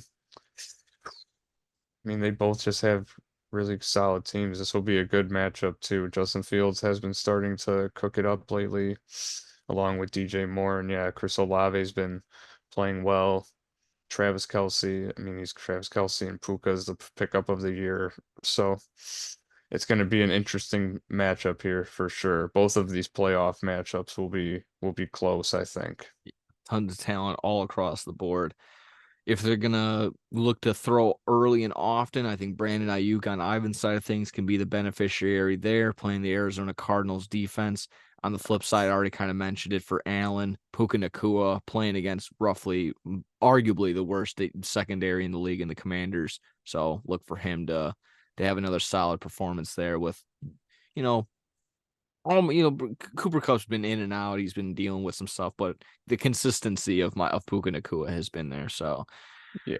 there you have it. I think that's that. Another breaking news thing right here. I think Ohtani's comparable offers. The Giants had a final $700 million offer to Shohei Ohtani. It was nearly identical to the Dodgers, apparently. So I guess it was just preference for Shohei Ohtani. You want to play with Freddie Freeman and Mookie Betts over just Brandon Crawford, and I that I think that's it. I got nothing on the Giants. So.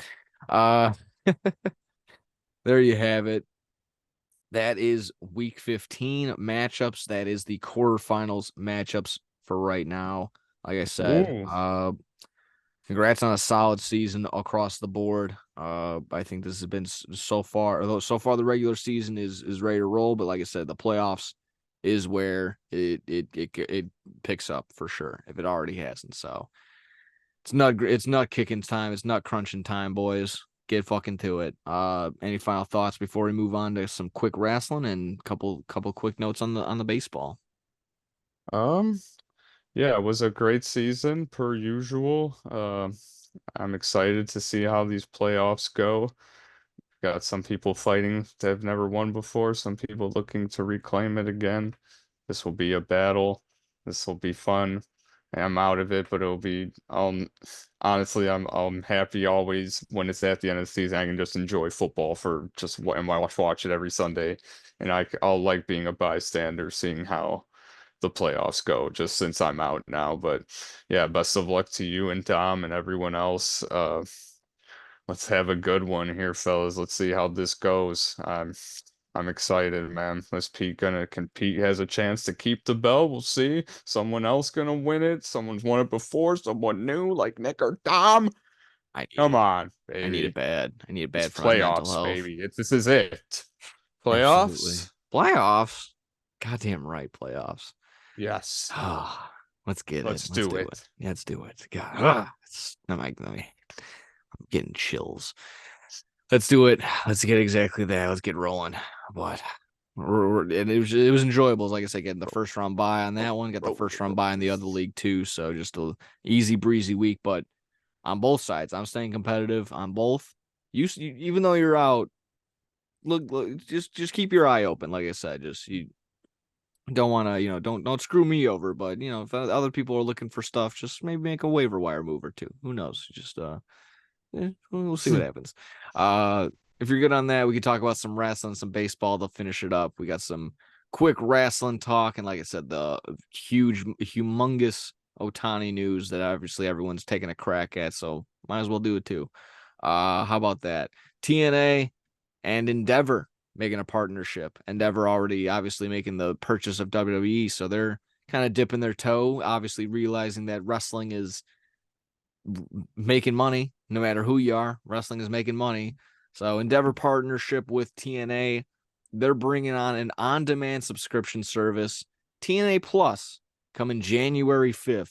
And honestly, I'm excited because if it's anything like my brain is thinking about it, as long as they have all the old library stuff and you can rewatch all the old pay-per-views and all those bloody lockdown matches and everything that pops up, all those old, maybe even the old NWA pay-per-views, just straight to pay-per-view ones. Have it like that, have it easy to maneuver, unlike, the Peacock format that's just so brutal. Have it similar to, old WWE Network. Like I said, it was really easy to get to stuff, and pay-per-views aren't in seasons. See, I don't want to Yeah, watch. I I'm not hate watching season 17 of WrestleMania. I want to watch the fucking. I want to know what year it is. Whatever. I'm getting off on a tangent like I always. hate that so much. Thank you. At least I know I'm not. I'm just not No. irrationally Oh, yelling it's over so here. stupid. Yeah. So TNA Plus coming January 7th, excuse me, January 5th. Are you excited? Are you excited in the slightest for some TNA Plus? Yeah, it's cool for sure. I mean, I was never the biggest TNA guy, but maybe this is a chance to see some stuff I've never seen before. So, I mean, You being a big it's AJ Styles fan, you should love this opportunity to go back and watch just young AJ Styles, obviously still in his prime now, but if you want to see him at like 24, 25 years old, just really flying and just going all over the place, this would be the opportunity to do so. fuck yeah. Yeah, I think I'll have to check something out on here for sure. It's a wrestling streaming platform, we're cool with that, man. We're Yeah. there. I'm sure they'll be throwing out some TNA Plus free month. Here you go. There's this, that, Yeah, and the other. for You can sure. check her out some old Generation Me, aka the Young Bucks. It's Max and Jeremy Buck. You can catch them over on there. Some old LAX versus Motor City Machine Guns. Fucking, I mean, just keep naming tag teams, but old America's Most Wanted, and then that turned into, of course, James Storm turned that into Beer Money with Bobby Roode, Team Hmm. Canada, and everything else in between. You got old Samoa Joe matches. He relive that entire year of Kurt Angle versus Samoa Joe, who's just churning out fucking hits after hits after hits of matches right there. Even some Prime Sting. I'm a fan of Abyss. It's just how Hmm. many.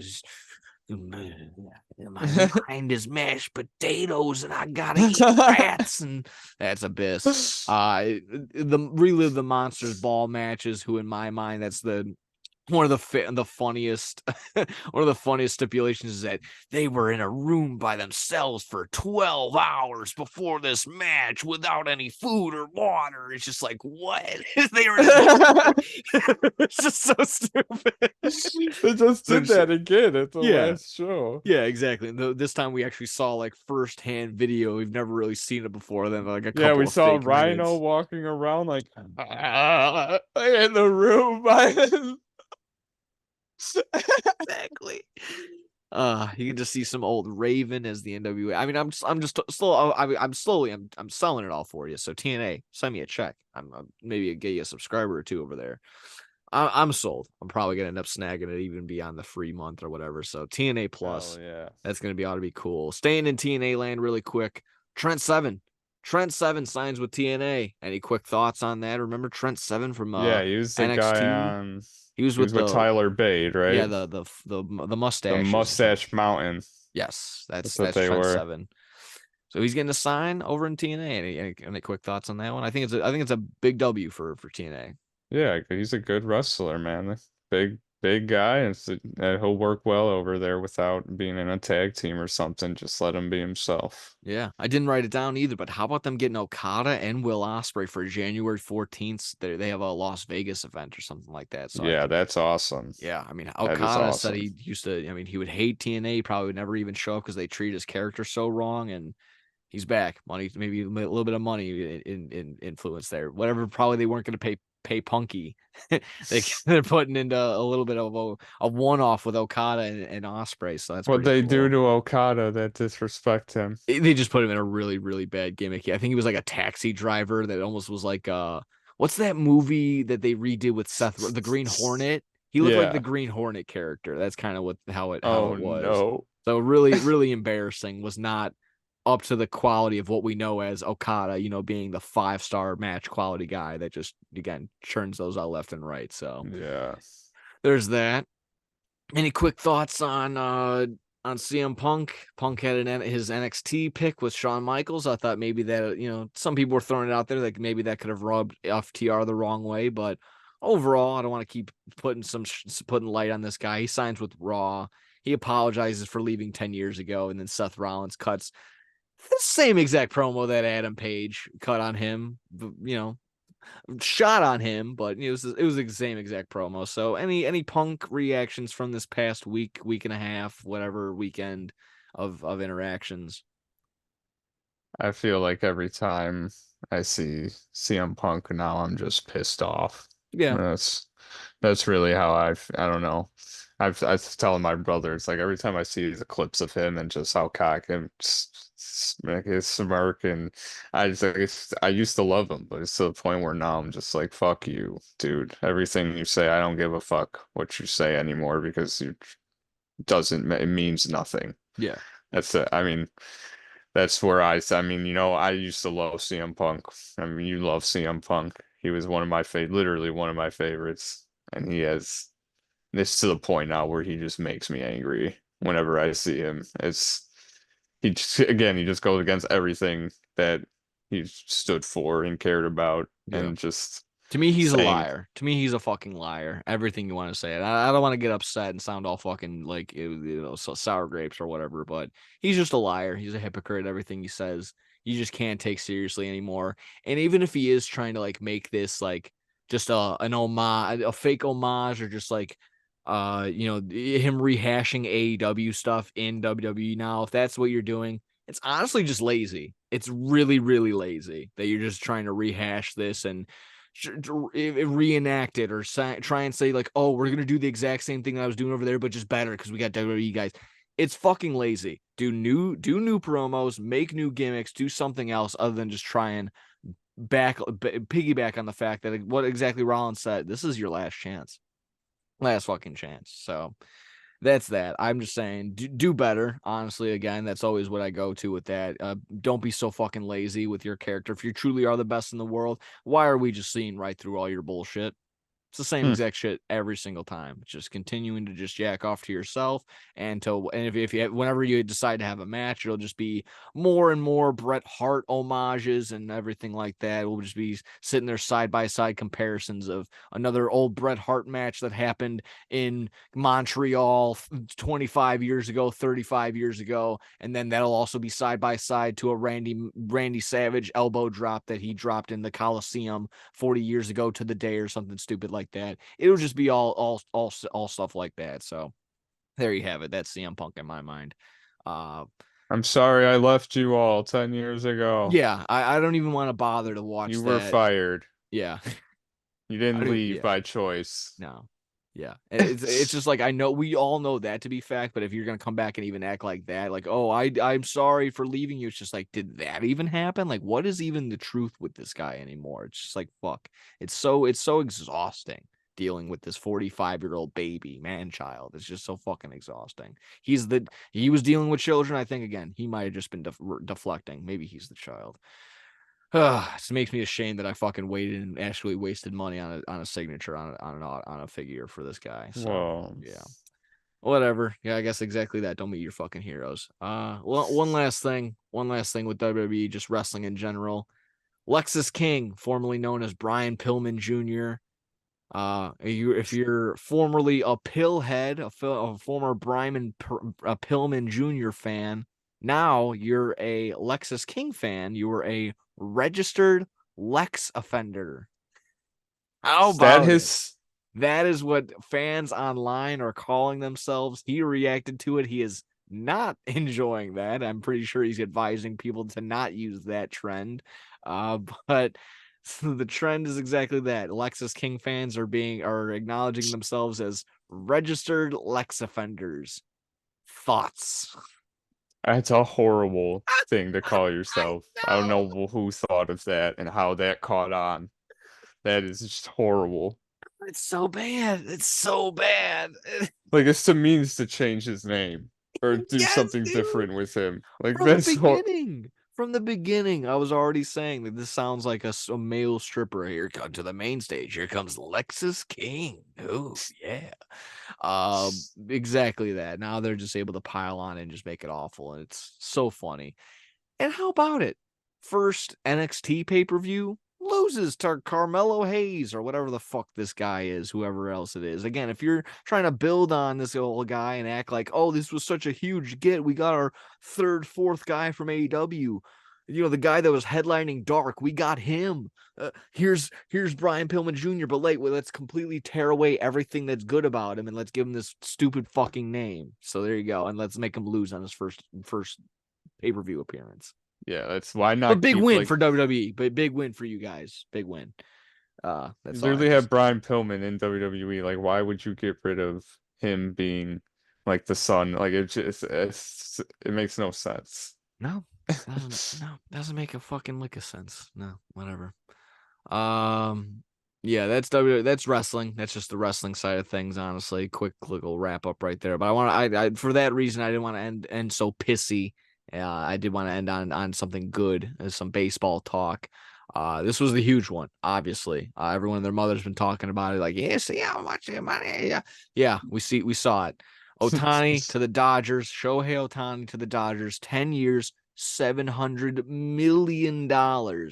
He's deferring, as of yesterday, it was reported deferring 680 million of it until after his 10 years are done. So basically the new Bobby Bonilla deal. But yeah, 2 million a year over the next 10 years. So that allows the Dodgers to get more get more and more pieces to just add upon Shohei, Mookie Betts, and Freddie Freeman, what's left of Clayton Kershaw, so on and so forth. There's the Dodgers. They're absolutely killing it. I mean, I've already said it. This is very interesting. I agree with what Bob Costas said on his reaction from MLB Network of this isn't they say like the a low to or whatever, a high tide raising all ships. This is just all by itself. Only Shohei Ohtani is getting 70 million a year, or at the time that would have been what it worked out to be. Only he is getting this fucking deal. This doesn't mean that $20 million players are turning into $30 million players. It doesn't mean that $10 million players are turning into 15. That was all by itself. You, sir, you're a backup catcher. You're not getting 3 million a year. It ain't happening. Shohei got that. That doesn't raise up anything else by itself. That's all by itself. So Yeah, I I'm mean in he's in complete. his own Yeah, league. he's a unicorn. Exactly what Bob Costa said. He's a unicorn. Everyone else describes him like that. He's a fucking unicorn. Uh, so yeah, that makes sense that it's all by himself. I don't think anyone else is gonna sniff anywhere close to that in any sort of fashion. You'll probably get your 30 million, 35 upwards of that. I don't see anyone cracking more than that. It probably is already a deal worth more than that. So I'd have to look at it. But either way, this is crazy. This was everything that everyone was looking for. Uh, Everyone was probably also wrapped up in the reports, the fake tweet of, oh, Shohei's coming to Chicago and he's not leaving he's not leaving the city until a deal is done. According to a page that had, it had a blue check mark that was paid for, but it had 7,000 followers. So, and they're an insider. How could you not? How could you not know that Shohei Ohtani was going there? So that was fun. It wasn't without the entire media looking like fools, because there's also that report that that Toronto sushi bar had 50 people, a reservation for 50 people set up there. So there was that. It was all over the place. I'm okay with him going to the Dodgers. I was just on the side of get him out of the Angels anywhere besides that, and not being on the Cubs. That's also good too. But I'll pull it back really quick. I would love him to be in the city, even if he is on the Cubs, but just glad he's not, because hearing it from every other Cub fan that I know would just be insufferable. So that's why I'm thankful for that.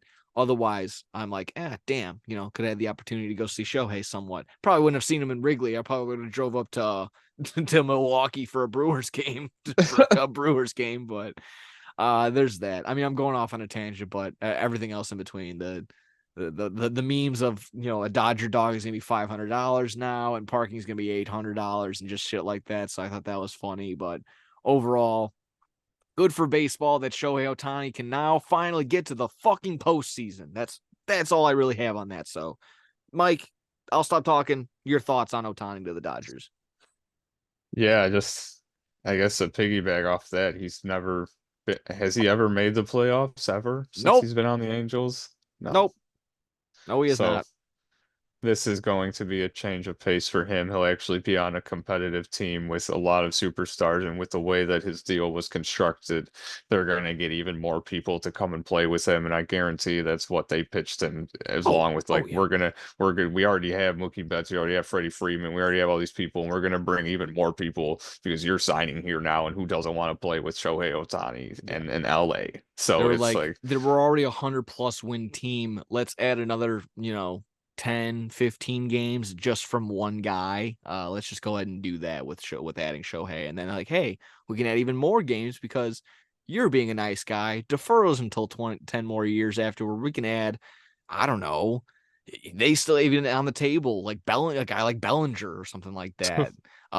Just there are a couple names that are available. I know I'm sure like a team like the Cubs might be looking like that, but either which way, there are names that are still available for people to snag. And And even also, it with just that, shows. Oh yeah, go ahead. no, I mean just the Dodgers farm system is still ridiculously awesome too. They're loaded as well. So that's all I had to finally say. Go ahead. Go ahead. I mean, yeah, it's just Ohtani. I bet. Like I bet he was happy to take this deal. Like just like he wants to win. They probably straight up said that to them, or like I don't mind it. Like I already have money. I just want to fucking win at this point. So and he's still gonna get a shit. Like the money's not going. He's gonna get a shitload of money. The money, the winning, staying on the West Coast. He's already comfortable in LA. He wanted to stay there. He wanted to be close to being able to fly back to Japan as quick as possible if there was ever an issue. So That's a good. Okay, yeah, he that's a good wanted to stay point. on the West Coast. So it was like East Coast squads were it was kind of like, well, fuck. There was somewhat of a chance being in the Midwest. It would be with the Cubs, but all benefits were staying on the West Coast and exactly that, being a part of the Dodgers who they win. They just win. They just fucking win. Yeah. They're a real franchise. And I know they got the Mickey Mouse ring in 2020, but here's a real opportunity to just be like, whoa, they're beyond legit. So I mean, this team has the potential to be one of like the greatest with what they have. I mean, oh, I don't. oh yeah, big time, big time. Yeah, was there any other final closing thoughts on this? I think we kind of hit a lot of it. I mean, obviously the deferrals news, that was all today, and whoever else they had, that's going to be other big news to get track of. There's still tons of other winter meeting stuff to get to. I didn't really get your thoughts or reaction from the Juan Soto trade, the Juan Soto deal to Mm. from the Padres. Juan Soto and Trent Grisham to New York for Michael King and a couple other names. Higashioka was one of the other bigger prospects. Bito, one another Johnny Bito, a couple of other names. So any thoughts on their huge name in Juan Soto? Only on the year, so a rental, as a lot of people are saying. But I guess the question, the hacky question of who won, who lost that trade. Any thoughts there? I mean, getting a player like Juan Soto, I feel like is a plus on their end. So, I mean, I don't know. Did they give up? I honestly not. Did they give up a lot? It's like the So players they that didn't they. give up. A lot of people are patting them on. They gave up a lot in Michael King. He's a little bit older. He's 28 going on 29, but a solid starter, at least from last season. And they did, of the other four prospects, the other four names that were given up, it wasn't their top prospect, their top pitching prospect. So a lot of people are patting the Yankees on the back that not only in that Juan Soto trade and in that Alex Verdugo trade with the Red Sox earlier in the week, they didn't give up their top prospects. So they're like, oh, that's that, but still beneficial on both sides. I feel as though over time, again, it's a rental. So if the Yankees don't re-sign Juan Soto, if they don't do anything with this anything going forward, especially if they don't win now, that's a humongous failure.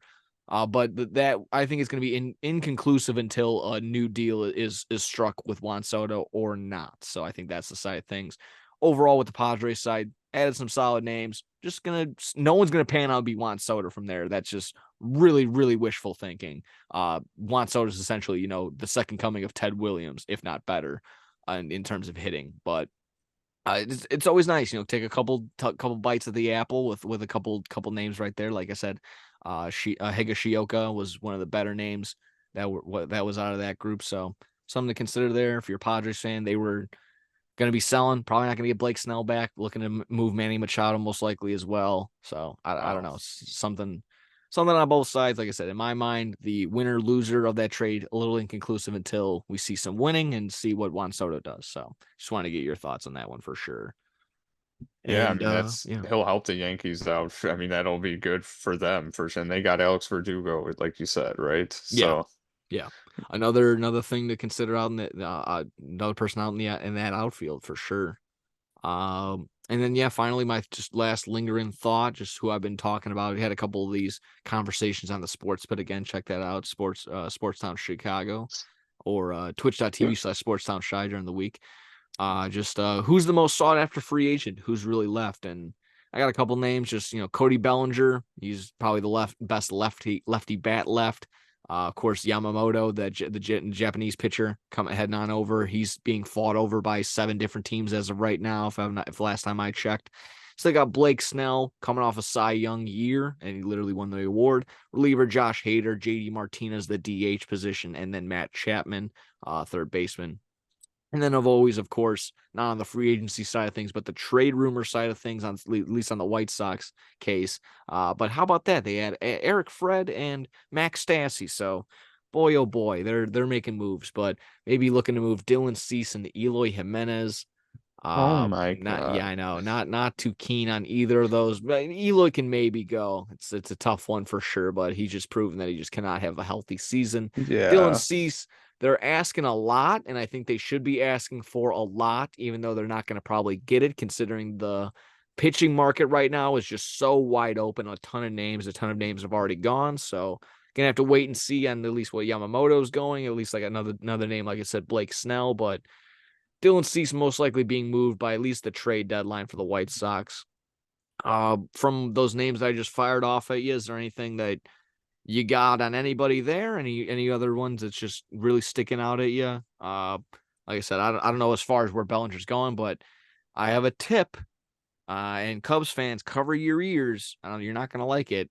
I I heard from it again. I don't want to name drop, but heard from a respectful source, a credible source, that doesn't look like the Cubs are really going to be going after Bellinger if it's going to be a sweepstakes. So they'll offer him what they offer him, and that might be it.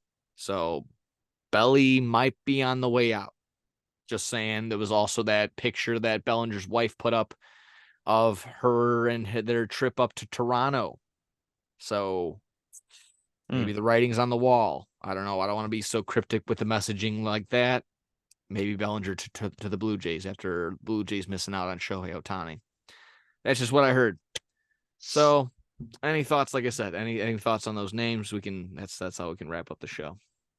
Yeah, and Bellinger is one of the top names. I feel like he had a great season with the Cubs, so a lot of teams are going to sought after him. And yeah, that Yamamoto pitcher is a hot name right now. I mean, coming out from Japan, right, Yes, into the MLB. So, and I uh, saw him throwing a bullpen, just a couple of pitches.